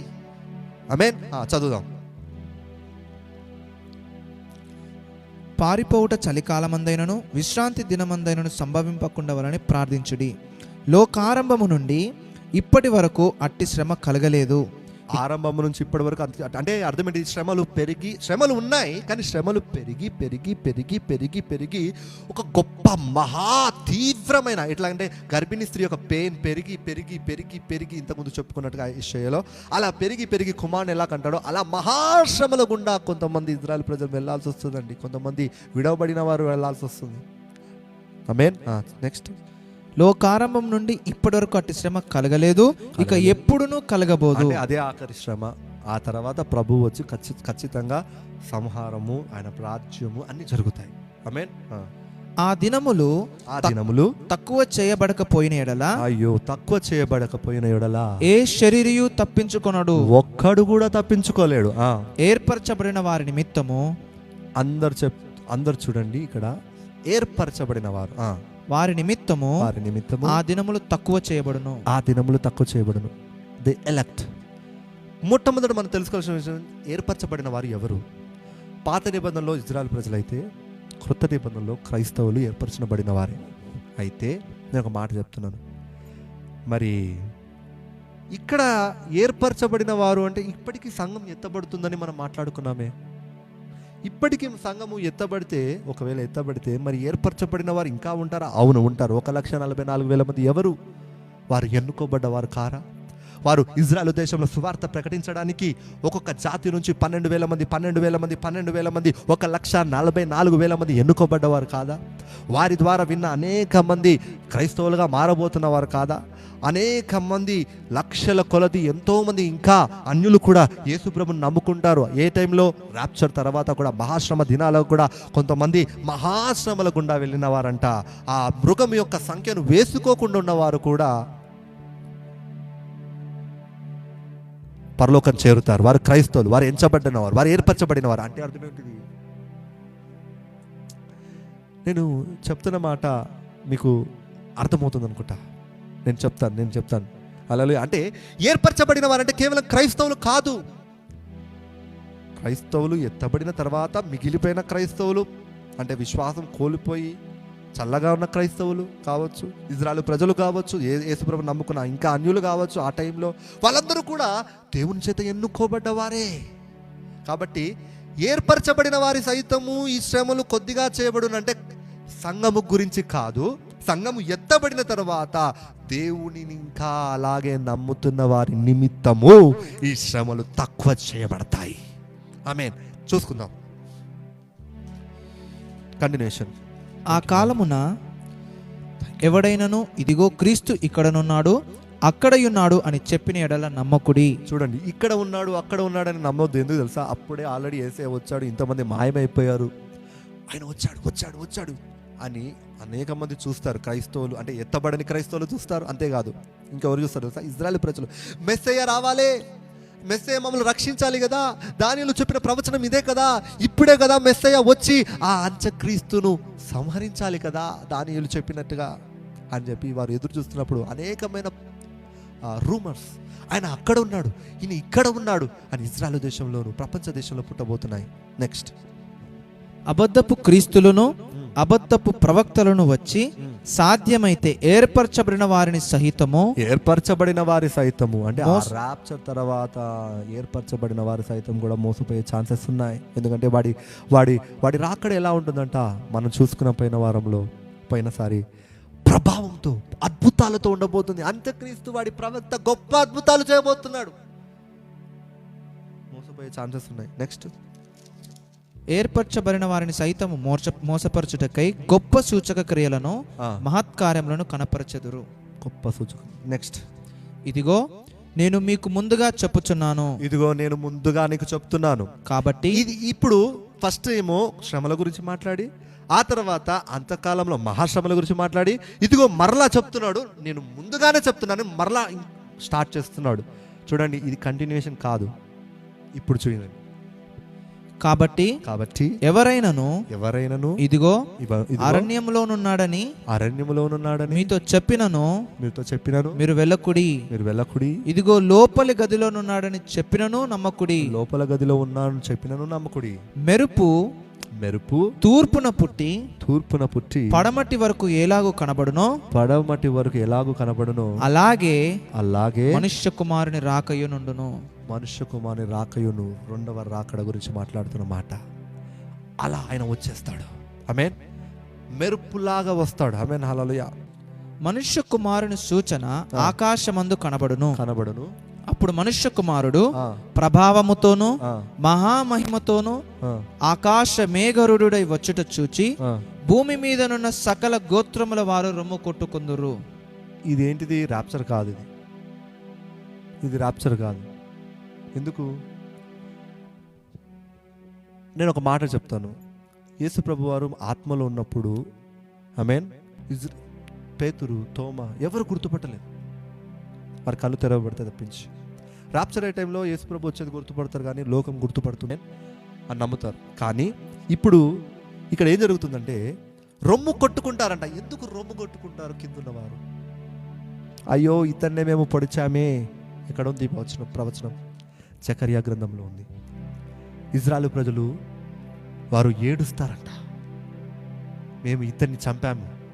అలా రొమ్ము కొట్టుకున్నవారు రొమ్ము కొట్టుకుంటారు, ఈయన్నే క్రీస్తా ఈయనని మేము చంపామే అన్న విధంగా. నెక్స్ట్ నుండి ఆ చివరి వరకు నలుదిక్కుల నుండి ఆయన ఏర్పరచుకున్న వారిని పోగు చేతురు. నలుదిక్కుల నుండి ఏర్పరచుకున్న వారిని పోగు చేదురు. ఇప్పుడు నేను ఒక మాట చెప్పాను, ర్యాప్చర్ అంటే సంఘం ఒక్కటే ఎత్తబడడం కాదు. 144,000 మంది ఎత్తబడతారు, ఇద్దరు సాక్షులు ఎత్తబడతారు, అప్పుడు ఉన్నవారు ఎత్తబడతారు, చాలా మంది ఎత్తబడతారండి. ఎందుకు అంటే నేను మీరు పోయిన దాన్ని చూస్తే మీకు అర్థమవుతుంది. హల్లెలూయా. అయితే ఇక్కడ బూర స్వరం వినపడినప్పుడు ర్యాప్చర్ గురించి మాట్లాడినప్పుడు ఎవరెవరు ఎత్తబడతారు? ఏర్పరచబడిన వారందరూ ఎత్తబడతారు. అంటే అర్థం ఏంటిది? 144,000 మంది ఎత్తబడే సమయం వేరు, సంఘం ఎత్తబడే సమయం వేరు, ఇద్దరు సాక్షులు ఎత్తబడే సమయం వేరు. హల్లెలూయా. నమ్ముకున్న ఈ క్రైస్తవులు వారందరూ కూడా 144,000 మంది ఆ ఎత్తబడుతున్న ఆ సంఘము కూడా వేరు. ఆమేన్. నెక్స్ట్ చదవండి. అంజూరపు చెట్టును చూచి, ఇప్పుడు చూసినట్లయితే అంజూరపు చెట్టు అని మాట్లాడుతున్నాడు. ఒక ఉపమానం నేర్చుకున్నది. అంజూరపు కొమ్మ లేతదై చిగురించినప్పుడు వసంతకాలము. ఇదంతా కూడా దేని గురించి అంటే మరలా నేను చెప్పిన విషయం ఇజ్రాయెల్ ప్రజల గురించి. ఆ తర్వాత 37వ వచనం చదవండి. నోవహు దినములు ఎట్లుండెనో మనుష్య కుమారుని రాకను అలాగుననే ఉండును. ఇప్పుడు చూడండి, నోవహు దినములు ఎలా ఉండెనో మరలా ఇంకొక సూచన ఇది. నేను ఇంతకుముందు ఒక మాట చెప్పాను, నా ప్రజలారా మీరు రండి, ఛాంబర్స్లో ఉండండి, మీరు రూమ్లలోకి వచ్చి ఏం చేయాలి? గదులు వేసుకోండి, కొద్ది కాలం ఆగండి, ఉగ్రత వెళ్తుందన్నాడు. ఇది ఎలా ఉంటుంది? నోవా కాలంలో ఉంటుంది. అంటే నోవా కాలము అన్నప్పుడు ఇక్కడ క్రైస్తవులు చూడాలి, ఇజ్రాయెల్ ప్రజలు అందరికీ చూడాలి. హల్లెలూయా. అంటే అర్థం ఏంటిది? మొదట క్రైస్తవులు అందరూ నోవా పడవలోకి అడుగు పెడతారు, డోర్ క్లోజ్ అయిపోతుంది, వరద భూమి మీదకి వస్తుంది. ఆ తర్వాత అనేక మంది కూడా మధ్యలో దేవుడు వారిని రక్షిస్తాడు, ఇజ్రాయెల్ ప్రజలను రక్షిస్తాడు, తప్పిస్తాడు, అనేకమైన విషయాలు జరుగుతాయి. హల్లెలూయా. అయితే ఇక్కడ మనం చూడాల్సిన విషయం ఏంటిదంటే నోవా కాలంలో జరుగుతున్నట్లు అంటే అర్థం ఏంటిది? అక్కడ నోవా ఫ్యామిలీ ఎలా రక్షింపబడిందో శ్రమల నుంచి క్రైస్తవులు కూడా ఎత్తబడతారు, ఖచ్చితంగా రక్షింపబడతారు. లోతు కూడా నెక్స్ట్ మనం లూకాలో చూసినట్టయితే లోతు విషయంలో కూడా అదే విధంగా రాసింది, వారు ఉగ్రత నుండి తప్పింపబడ్డారు. హల్లెలూయా. అంటే అర్థం ఏంటిదంటే ఈ మాథ్యూ 24లో మనము చాలా ఎక్కువగా మనం అబ్జర్వ్ చేయకపోతే, పరిశుద్ధాత్మ చూపించకపోతే మనం అన్ని కలిపేస్తాం. నేను మరలా చెప్పాను, నేను పోయిన వారమే చెప్పాను, మత్తయి 24 టైంలో వారు పరిశుద్ధాత్మ చేత నింపబడలేదు. మత్తయి 24 టైంలో వారికి అన్ని విషయాలు పూర్తిగా ఆయన వివరించలేదు. మత్తయి 24 టైంలో వారు ఇప్పుడే అన్ని చెప్తే వారు తట్టుకోలేరు. మత్తయి 24 టైంలో వారికి అన్ని విషయాలు అర్థం కాలేదు. వారు అన్ని కలిపి చూశారు, వారు విడగొట్టలేదు. ఈవెన్ పేతురు కూడా చెప్పిన ప్రవచనం అన్ని కలిపి చెప్పాడు, కానీ పౌలు ఒక్కొక్కటి వివరిస్తున్నాడు. హల్లెలూయా. అయితే ఒక మాట, మరి నోవా కాలంలో రక్షింపబడినట్టు వారు రక్షింపబడితే, యెషయా చెప్పినట్టు కొంతమంది ఉగ్రతను తప్పించుకొని ఆ ఛాంబర్స్లో వారు ఉండినట్లయితే, మరి పౌలు చెప్పినట్లు వారు ఎత్తబడితేనే తప్పించి వాడు రాడు అని చెప్తే మనము శ్రమల్ని కలిపితే ఎలా? ఎందుకంటే మహాశ్రమల గుండా, తీర్పు గుండా వెళ్ళడానికి దేవుడు క్రైస్తవుణ్ణి పిలవలేదు. అంటే అర్థం ఏంటిది? మత్తయి సువార్త చదివినప్పుడు నీకు ఎందుకు కన్ఫ్యూజ్ అవుతుందంటే నువ్వు అన్ని కలిపి చదువుతావు, కానీ వీటిని నువ్వు అర్థం చేసుకోవడానికి నువ్వు తెస్సలోనికల పత్రికలు చదవాలి, నువ్వు దానియేలు గ్రంథాన్ని చదవాలి, నువ్వు ప్రకటన గ్రంథాన్ని చదవాలి. వాటి నుంచి నువ్వు ఇక్కడికి వచ్చినట్లయితే నీకు అర్థమవుతుంది. నేను ఒక విషయం చెప్తాను, నీకు కావాలంటే ఇప్పుడు నేను చూపిస్తాను. ప్రకటన 6వ అధ్యాయంలోకి వెళ్దాము.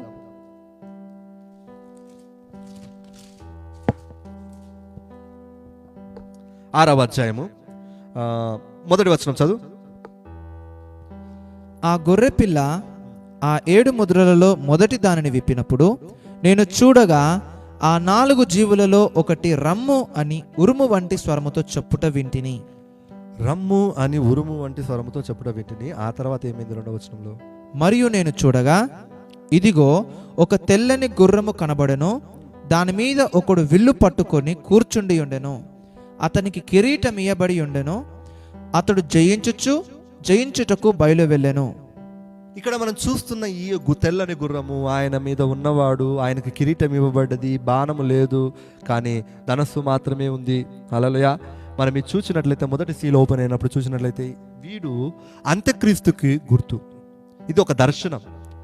అంటే దర్శనం, గుర్రం మీద వస్తాడంటే దర్శనం అని కాదు, దాని యొక్క రెవల్యూషన్ ఏంటి, దాని యొక్క ప్రత్యక్షత ఏంటి అంటే వాడు జయించడానికి వస్తాడు, గుర్రముల మీద వస్తాడు, ఒక రాజుగా వస్తాడు, వాడికి కిరీటం ఇవ్వబడుతుంది, కానీ వాడి దగ్గర బాణం ఉండదు. బాణం ఉండదు అంటే అర్థం ఏంటిది? బాణం ఉండదు అని అంటే అర్థం ఏంటిది అంటే బాణం ఉంటేనే కదా జయించేది. బాణం లేకుండా ఎలా చేస్తాం? బాణం లేకుండా ఎలా చేస్తాం చెప్పండి? మన దేశంలో మహాత్మా గాంధీ గారు నాన్ వైలెన్స్ ద్వారా ఈ దేశాన్ని గెలిచారు. అంటే శాంతి శాంతి అని. హల్లెలూయా.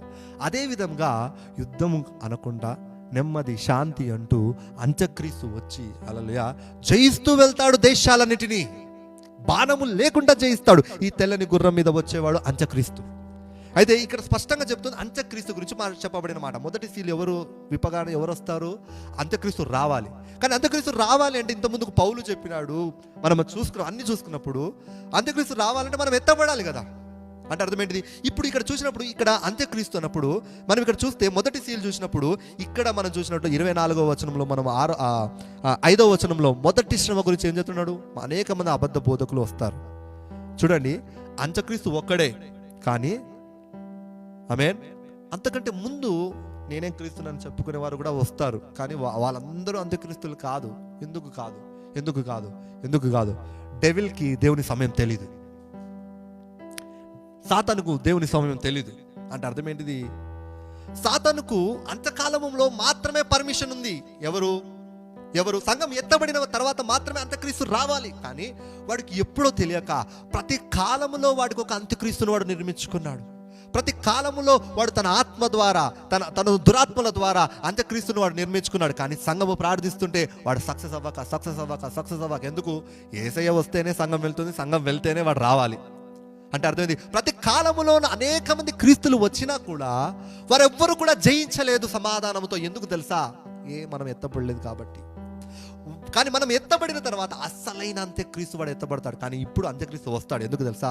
ఇజ్రాయెలు దేశం కట్టబడ్డది, మనం అంత్యకాలంలో ఉన్నామని సూచనల గురించి నేను మాట్లాడుతున్నాను. హల్లెలూయా. కాబట్టి ఖచ్చితంగా ఈసారి మాత్రం అంత్యక్రీస్తు వస్తాడు. ఈ కాలంలో అంత్యక్రీస్తు వాడికి ఉన్నాడు, కానీ వాడు బయలుపరచబడేది సంఘం ఎత్తబడిన తర్వాత మాత్రమే. మనం 2వ సీల్ చూసినట్లయితే అక్కడ మనం చూసినట్లయితే యుద్ధముల గురించి రాసి ఉంటుంది. ఇక్కడ మత్తయి సువార్త 24వ అధ్యాయంలో మనం 6వ వచనం చూస్తే యుద్ధముల గురించి రాసి ఉంటుంది. ఇక్కడ యుద్ధంలో రూమర్స్ అని ఉంటుంది, కానీ ఇక్కడ నిజంగా యుద్ధాలు జరుగుతాయి. అప్పుడు యుద్ధములు జరిగినప్పుడు ఒకసారి ఆ 2వ సీల్ గురించి చదువు.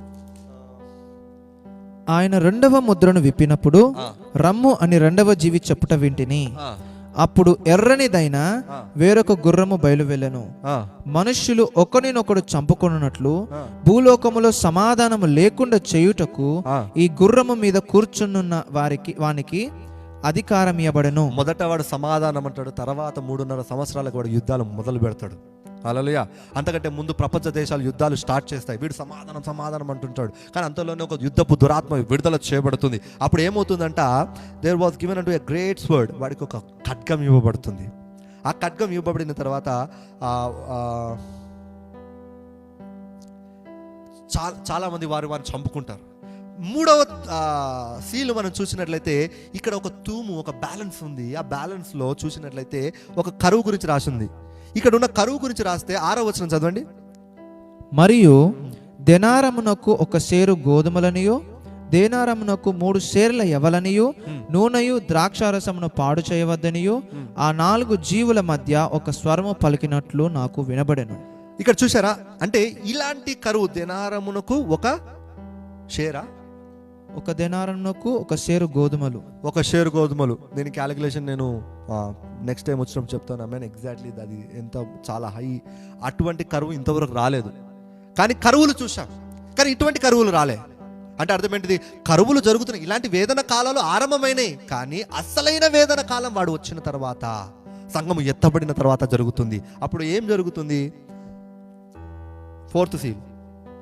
ఆయన 4వ ముద్రను విప్పినప్పుడు రమ్ము అని 4వ జీవి చెప్పుట వింటిని. అప్పుడు నేను చూడగా ఇదిగో పాండుర వర్ణము గల ఒక గుర్రము కనబడెను. దాని మీద కూర్చున్న వాని పేరు మృత్యువు. ఖడ్గము వలనను, కరువు వలనను, మరణము వలనను, భూమిలో నుండి క్రూర మృగముల వలనను, భూనివాసులను చంపుటకు భూమి యొక్క 4వ భాగము పైన అధికారము వానికి ఇవ్వబడెను. 4వ భాగము అంటే అర్థం ఏంటిది అర్థం చేసుకోండి. 700 కోట్ల 7 బిలియన్స్లో 4th పార్ట్ అంటే ఏంటిదండి? దాదాపుగా సుమారుగా 120 కోట్లు కాదు, ఎంత వస్తుంది? 2 కోట్లు వస్తుందా? 200 కోట్లు వస్తుందా? 4వ భాగం అంటే 150 కోట్లను ముంచి పైన, అంతకంటే తక్కువ కాదు. అంతమంది ఎప్పుడైనా చనిపోయారా? 150 కోట్ల మంది చనిపోయారా ఇప్పటి వరకు దేశం, ప్రపంచంలో? అంటే ఈ ముద్ర విప్పబడినప్పుడు ఎంతమంది చచ్చిపోతారని అంతమంది చచ్చిపోతారు. ఇది ఎప్పుడు జరుగుతుంది? ఇక్కడ కూడా చూడండి, వేదన కాలంలో ఆరంభం అన్నప్పుడు, ఇక్కడ నెక్స్ట్ యుద్ధముల తర్వాత కరువు మనం చూస్తాం, ఆ తర్వాత రోగాలు, మరణము మనం చూస్తాం. అంటే అర్థం ఏంటిది? ఇక్కడ మనం చూసినప్పుడు ఈ సీలే ఆ సీలే అని మనం కన్ఫ్యూజ్ అవుతాం. కానీ నేను ఒక మాట చెప్తాను, అది వేదనల ఆరంభము. కానీ ఇది వేదనలు తీవ్రపరచబడుతున్న టైం ఇది. ఈ సీలు ఎప్పుడు విప్పబడుతున్నాయి అంటే ఆ టైంలో విప్పబడుతున్నాయి. ఎందుకంటే ఇప్పటికే కరువులు అనేకమైన జరిగినా కూడా ఒక సీల్ ఇంకా విప్పబడుతుంది. ఆ టైంలో ఏం జరుగుతుందంటే లోకములో మహాశ్రమల దినంలో చాలామంది మరణించే ఆ టైం రాబోతుంది. హల్లెలూయా. ఆ తర్వాత మనం చూసినట్లయితే 5వ సీల్ విప్పబడినప్పుడు ఏం జరుగుతుందంటే అక్కడ అనేక మంది క్రైస్తవులు, అనేక మంది చనిపోతారు. రైట్, అనేక మంది చచ్చిపోతారు. అప్పుడు 9వ వచనంలో చూసినట్లయితే when he had open the 5th seal, చదువు 9వ వచనం. ఆయన 5వ ముద్రను విప్పినప్పుడు దేవుని వాక్యము నిమిత్తమును తాము ఇచ్చిన సాక్ష్యము నిమిత్తమును వధింపబడిన వారి ఆత్మలను బలిపీఠము క్రింద చూచి తిని, వారు బలిపీఠము కింద ఆత్మలు ఉన్నాయి. మనము ఆల్రెడీ ర్యాప్చర్ అయితేనే ఇది జరుగుతుందని చెప్పాం కదా మనం. అమ్మేనాలు అంటే అర్థమేంటి? అప్పటికి అందరికి శరీరాలు రావాలి, చనిపోయిన వారికి కూడా శరీరాలు రావాలి. కానీ వీరికి ఇంకా శరీరాలు రాలే, ఆత్మలే ఉన్నాయి. అంటే అర్థమేంటిది? వీరు ర్యాప్చర్ తర్వాత చనిపోయబడిన వారు. ర్యాప్చర్ తర్వాత అనేక మందిని చంపబడతారు. క్రైస్తవులుగా ముద్ర వేసుకోలేదని, క్రైస్తవులుగా ఉన్నందుకు వారిని చంపుతారు. హల్లెలూయా. అందుకు వారు ఏమని ప్రార్థన చేస్తున్నారు చూడండి 10వ వచనంలో. వారు నాదా సత్యస్వరూపి పరిశుద్ధుడా, ఎందాక తీర్పు తీర్చకయో ఉందువు అని చెప్పి వారు ఏడుస్తున్నారు. హల్లెలూయా, హల్లెలూయా. వారి ఏడుపు ఒకటే, మేము వీరిని జయిస్తామని కాదు, ప్రభావంను రక్షించు. కానీ క్రైస్తవులు అట్లా కాదు. We are more than conquerors. హల్లెలూయా, ఆమేన్, హల్లెలూయా. మనము జయించు వారము, మనం భయపడే అవసరం లేదు. హల్లెలూయా. కాబట్టి మనం క్షమిస్తాము, మనం ఓర్చుకుంటాము. కానీ వీరేం ప్రార్థన చేస్తారు? ప్రభా న్యాయం జరిగించు, న్యాయం. ఒక వాక్యం తెలియని వాడు, మెచ్యూర్డ్ లేని వాడే న్యాయం జరిగించని ప్రార్థన చేస్తాడు. లేకపోతే ఒక మెచ్యూర్డ్ పర్సన్ ఏమంటాడంటే ఏసేలాగా వీరేమి చేయుచున్నారో వీరికి తెలియదు, వీరిని క్షమించు ప్రభా అని ప్రార్థన చేస్తాడు. కానీ ఇక్కడ వీరేం ప్రార్థన? నాకు న్యాయం జరిగించు. ఎందుకు? వీరు ఆత్మలు పెరగలేదు. ఎందుకు పెరగలేదు? వీరు ముందు నమ్ముకున్న వారు కాదు. మనం ఎత్తబడిన తర్వాత ఆ శ్రమల కాలములో వారు నమ్ముకున్నారు. ఆ టైంలో వారికి వాక్యం ఎక్కడ దొరికింది? వారి వాక్యంలో ఎక్కడ పెరిగారు? వారికి అంత మంచి బోధకులు ఎక్కడికి వెళ్ళి దొరికారు? ఇప్పుడున్న బోధకులు వారికి అక్కడ దొరుకుతారా అండి? హల్లెలూయా. అందుకే వారు అలా ఏడుస్తున్నారు. అలా మనం చూసినట్లయితే 6th సీల్ చూసినట్లయితే ఆకాశములు, మహాకాశములు, వేణము, ఇవన్నీ మనం చూస్తున్నాం. హల్లెలూయా. ఇవన్నీ ఇప్పటికీ తోకచుక్కలు ఎప్పటి నుంచి పడుతున్నాయండి. 16వ వచనం చదవండి. సింహాసనాసీనుడయున్న వాని యొక్కయు గొర్రెపిల్ల యొక్కయు ఉగ్రత మహాదినము వచ్చెను, దానికి తాళజాలిన వాడెవడు? మహా ఉగ్రత దినం అంట. ఉగ్రత కొరకు కాదు మనమని ఫస్ట్ నుంచి నేను రెఫరెన్స్ చూపిస్తున్నాను. పోయిన సండే రోజు చెప్పిన దాంట్లో కూడా వ్రాత్ కొరకు మనం కాదు అంటే ఇవన్నీ కూడా వ్రాత్లో జరుగుతున్నవి. ఇవి జరుగుతున్నప్పుడు నీవు నేను ఉండడానికి వీలు లేదు. కాబట్టి మత్తయి 24 నువ్వు డీకోడ్ చేస్తున్నప్పుడు, అర్థం చేసుకుంటున్నప్పుడు ఇక్కడ చూసి శ్రమలు చూసి అక్కడ శ్రమలు చూసి అవి ఇవి సేమ్ అనుకోదు. వేదనలు ఆరంభములో మాత్రమే మనం ఉన్నాము, కానీ మహాశ్రమలు కూడా వస్తాయి. అంటే సేమ్ కరువులే కానీ గొప్ప కరువులు, మరణమే కానీ గొప్ప మరణము, యుద్ధములు కానీ పెద్ద యుద్ధములు, ఆఖరి యుద్ధములు. అటువంటి శ్రమలు ఇంతవరకు జరగలేదు, ఆ తర్వాత జరగదు. అంటే అర్థం ఏంటిది అంటే మనం ఇది అర్థం చేసుకుంటున్నప్పుడు హల్లెలూయా ర్యాప్చర్ని, సెకండ్ కమింగ్ని, ఎండ్ ఆఫ్ ది వరల్డ్ని మనం కల్పిస్తున్నాం మత్తయి 27లో. కానీ వీటిని డీకోడ్ చేయడానికి నువ్వు ప్రకటన గ్రంథం చదువు. హల్లెలూయా. 7వ బూర ఊదినప్పుడు ఇంకా అనేకమైన జరుగుతాయని రాసింది. అయితే మనం ఇక్కడ చూసినప్పుడు కడబూర అని అంటున్నాం. ద లాస్ట్ ట్రంప్ అని అంటున్నాం కదా. నేను మాట చెప్పాలని, ద లాస్ట్ ట్రంప్ అంటే కాదు. 10వ వచనం, మొదటి అధ్యాయం 10వ వచనం.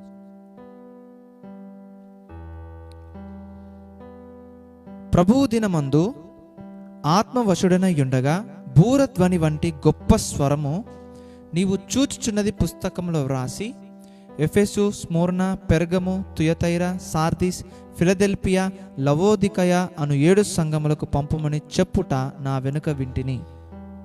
ఆయన వింటున్న స్వరము ఎలా వినపడుతుందంట? బూర స్వరము వలె వినపడుతుంది. అంటే అర్థం ఏంటిది? The Angel voice can be a trumpet voice. అలాగే అర్థం కాలేదా? ఆత్మలో ఉన్న వారికి అది స్పష్టంగా అర్థమయ్యే ఒక దూత స్వరం. ఆత్మలో లేని వారికి అది ఒక పిప్పి పిప్పి పిప్పి పిప్పి అంటే అర్థం ఏంటిది? It's angelic voice. Angelic voice. ఎందుకు ఈ విషయం చెప్తున్నాను? ఏంజలిక్ వాయిస్ అంటే ఇంకా మీరు చదివితే మీరు 4:1 చదండి. ఈ సంగతులు జరిగిన తర్వాత నేను చూడగా అదిగో పరలోకమందు ఒక తలుపు తెరవబడి ఉండెను. మరియు నేను మొదట వినిన స్వరము బూరధ్వని వలె నాతో మాట్లాడగా వింటిని. ఆ స్వరం ఎలా మాట్లాడుతుంది? బూరధ్వని. ఆఖరి పిలుపు, ఆఖరి బూర అంటే ఇట్స్ నాట్ మీరు అనుకుంటున్నట్టు ఈ 7th ట్రంపెట్ కాదండి. It's a call, a last call from God to the church of God. దేవుడు మొట్టమొదట నిన్ను పిలిచాడా? నా కొరకు బ్రతుకు అని చెప్పి ఎన్నోసార్లు పిలిచాడా? ఎన్నోసార్లు నేను రాబోతున్నాను వార్నింగ్స్ ఇచ్చి పిలిచాడా? లాస్ట్గా పిలవబోతున్నాడు ఎత్తపడడానికి. హల్లెలూయా. అంటే అర్థం ఏంటిది చూడండి కావాలంటే 2వ తెస్సలోనికల్లో at the shout of archangel, voice of archangel 16వ వచనము. మొదటి తెస్సలోనికల్లో 4వ అధ్యాయం 16వ వచనం. ఆర్భాటముతోను ప్రధాన దూత శబ్దముతోను దేవుని బూరతోను ద ట్రంప్ ఆఫ్ గాడ్ అంటే Trump of the voice of God, the message of God, the call of God అని అర్థం. అంతేగాని అది మనం అనుకుంటున్నట్టు ఆ బూర కాదు. ఆమేన్, హల్లెలూయా. సో కన్ఫ్యూజ్ అవ్వద్దు 7th ట్రంపెట్లోనే మనం ఎత్తబడతామని. చూడండి, ఈ ఈవెంట్స్ అనేవి prophetic. I want to tell you, events అనేవి ప్రాఫెటిక్. గాడ్కి అథ్లీ టైమింగ్ ఉండదు, దేవునికి అథ్లీ టైమింగ్ ఉండదు. గాడ్కి ఉండే timing it's a seasons. It's not like seasons అంటే ఈవెంట్స్. అది మీకు అర్థం చేయించడానికి నాకు చాలా టైం పడుతుంది. అంటే అర్థం ఏంటిది? దేవుని సమయం అనేది ఈవెంట్స్గా జరుగుతుంది. అంటే అర్థం ఏంటిది? మోషే కాలంలో జరిగినట్టు ఇప్పుడు జరగవచ్చు. హల్లెలూయా, హల్లెలూయా. మోషే కాలంలో వారు రథసముద్రంలో బాప్తిజం తీసుకున్నట్టు మనం ఇప్పుడు నీటిలో బాప్తిజం తీసుకుంటున్నాం. మోషే కాలంలో వారు మేఘముల మీద బాప్తిజం తీసుకున్నప్పుడు మన పరిశుద్ధాత్మలో బాప్తిజం తీసుకుంటున్నాం. అంటే ఇట్స్ ఎ రిపిటేషన్. అంటే ఎట్లా హామాను, మొర్దెకై కాలంలో హామాను చంపబడినట్లుగా ఈ కాలంలో హిట్లర్ చంపబడ్డాడు. సంఘకాలంలో అంతియోపియస్ సాతాను యొక్క బలిపీఠం మీద చంపబడినట్లుగా మరలా అంత్యక్రీస్తు వచ్చినప్పుడు కూడా అనేక మందిని యెరూషలేము బలిపీఠం మీద చంపుతాడు. జరుగుతుంది. It's prophetic repetitions. అంటే అర్థం ఏంటిది? కరువులు ఇవన్నీ రిపిటేషన్. కాబట్టి పదే రిపిటేషన్ని చూసి అది ఇది అని కన్ఫ్యూజ్ అవ్వద్దు. నేను ఒకటే మాట చెప్తాను, ఇంకెక్కువ చెప్తే మీకు ఓపిక ఉందో లేదో నాకు తెలీదు. హల్లెలూయా. యేసు ప్రభు వారు శిష్యులకు చెప్పినప్పుడు ఆయన కమ్మింగ్ గురించి, ఆయన ఎండింగ్ గురించి చెప్తున్న మధ్యలో ఎత్తబడే దాని గురించి కూడా మాట్లాడాడు.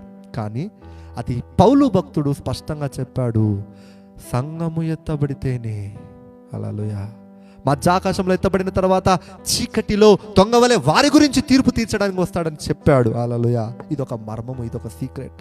ఆమేన్, హల్లెలూయా. కాబట్టి నేనేం చెప్తున్నాను, ఫస్ట్ ఫ్లైట్ ఉంది, మొట్టమొదటి ఎత్తబడేది ఉంది, తర్వాత కూడా ఉంటుంది. కానీ మహాశ్రమలు ఉంటాయి, అందులో చాలామంది విశ్వాసాన్ని కోల్పోతారు, చాలామంది ఆ ముద్రను వేసుకోలేరు.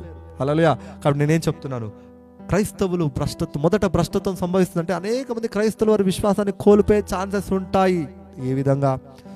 శరీరేచ్ఛలు, నేత్రాశ, జీవపు డంబము. హల్లెలూయా. ఆమేన్. గవర్నమెంట్ అప్పుడే ఇప్పుడు చూడండి, ప్రస్తుతానికి రేషన్లు లేవు, ఏం లేవు, ఇట్లా బతుకుతున్నారు. క్రైస్తవుడు అయితే నీవు దేవుని నోటి మాటను బట్టి బ్రతకాలి. దేవుడు తన దూతలతో మన్నాతో పోషించినట్లుగా నిన్ను పోషించగలడు. కానీ అనేక మందికి విశ్వాసం లేక దొంగతనాలకు పోవచ్చు, ఏమైనా జరగవచ్చు. రీసెంట్గా నేను విన్న ఈరోజు విషయం ఏంటిదంటే, ఒక ఇంట్లోకి వెళ్ళి సిలిండర్ ఎత్తుకుపోయారంట. ఇంకా కొన్ని రోజులు లాక్డౌన్ పెరిగితే ఇంకెన్ని జరుగుతాయో. క్రైమ్లు ఇంతవరకు తగ్గింది అంటున్నారు కదా, ఆకలికి క్రైమ్లు పెరుగుతాయి. కానీ విశ్వాసంతో ఉండే నీవు ఆకలిగా ఉండలేవు, దేవుడు నేను పోషిస్తాడు. హల్లెలూయా. ప్రార్థన చేసుకుందాం అందరూ ఒకసారి కళ్ళు మూసుకుంటే. హల్లెలూయా. Thank you Jesus, thank you Lord, thank you Lord, thank you Lord. చిన్న పాట పాడతారా? Screen church.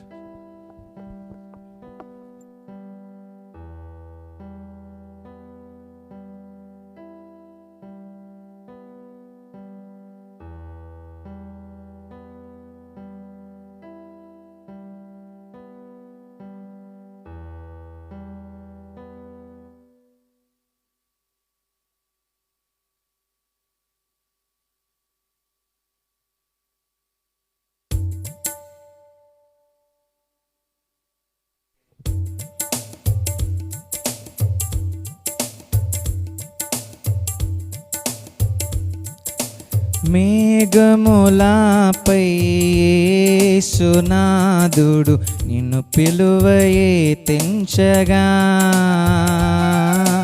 మేఘములాపై యేసునాథుడు నిన్ను పిలువయే తెంచగా, రెప్పపాటున ప్రియుని చేరగా, రెప్పపాటున ప్రియుని చేరగా, సిద్ధపడుమా ఓ సంగమా, ఓ సంగమా, ప్రియ సంగమా, ప్రియ సంగమా, ప్రియ సంగమా, షారును పొలములు పూసిన పుష్పమా, అగాధలోయలో దాగిన పద్మమా, అగాధలోయలో దాగిన పద్మమా, ప్రియ సంగమా, ప్రియ సంగమా, ప్రియ సంగమా, ప్రియ సంగమా, మేఘములాపై యేసునాథుడు నిన్ను పిలువై తెంచగా, మేఘములాపై యేసునాథుడు నిన్ను పిలువై తెంచగా,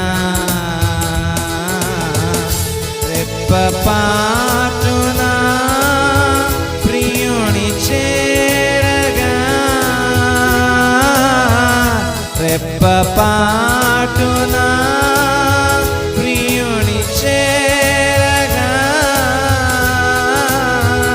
సిద్ధపడుమా ఓ సంగమా, ఓ సంగమా, ప్రియ సంగమా, ప్రియ సంగమా, ప్రియ సంగమా, షారును పొలములు పూసిన పుష్పమా, అగాధలోయలో దాగిన పద్మమా, అగాధలోయలో దాగిన పద్మమా, ప్రియ సంగమా, ప్రియ సంగమా, ప్రియ సంగమా, ప్రియ సంగమా.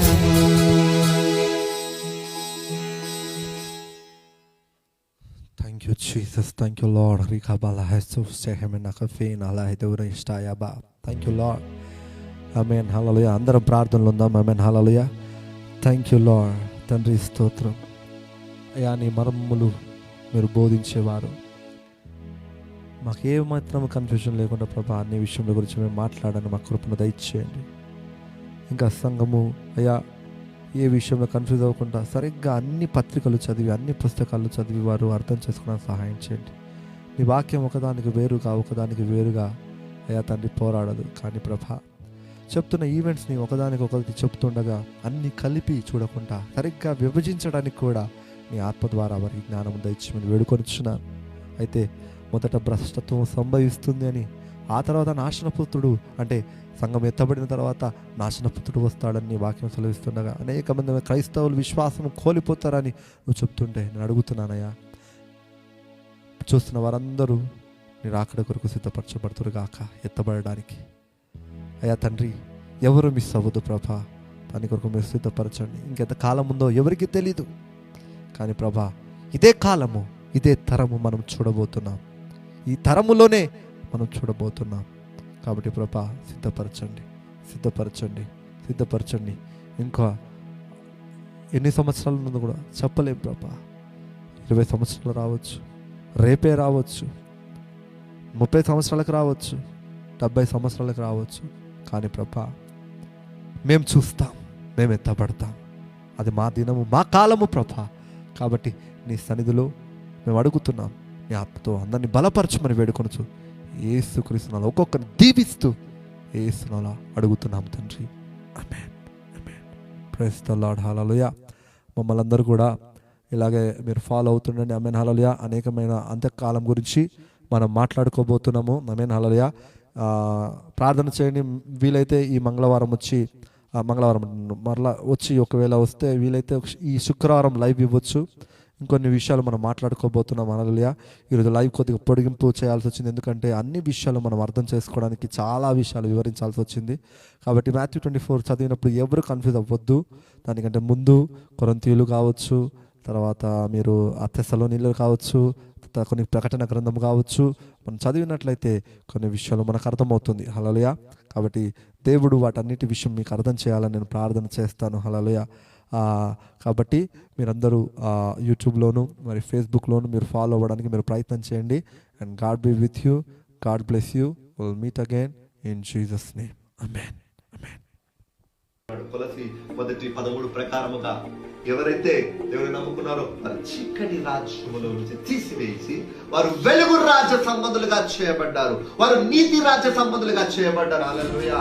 యేసుక్రీస్తు రక్తము చేత కడగబడిన నీ, దేవునితో సమాధాన పడిన నీ, పరిశుద్ధాత్మ చేత నింపబడిన నీ, హల్లెలూయా, నీవు చీకటిలో నుంచి తీసివేయబడ్డావు. ఈ చీకటి నిన్ను కమ్ముకోవడానికి వీల్లేదు, ఈ రోగములు నిన్ను తాకడానికి వీల్లేదు, ఈ శత్రు ఫలము నీకు పనిచేయడానికి వీల్లేదు, ఏది కూడా ఎంత మాత్రం నీకు హాని చేయడానికి వీల్లేదు. ఎందుకంటే శత్రు బలవంతుడి మీద దేవుడు నీకు అధికారం ఇచ్చాడు. పాములను స్త్రీలను తొక్కడానికి దేవుడు నీకు అధికారం ఇచ్చాడు. హల్లెలూయా. యేసుక్రీస్తు నామములో ప్రతి మోకాలు వంగుతుందని వాక్యం సెలవిస్తుంది. అన్ని నామముల కంటే పైనామము యేసుక్రీస్తు నామముని సెలవిస్తుంది. నువ్వు వింటున్న ప్రతి భయంకరమైన రోగం యొక్క పేరు కంటే గొప్పదైన నామం యేసుక్రీస్తు నామానికి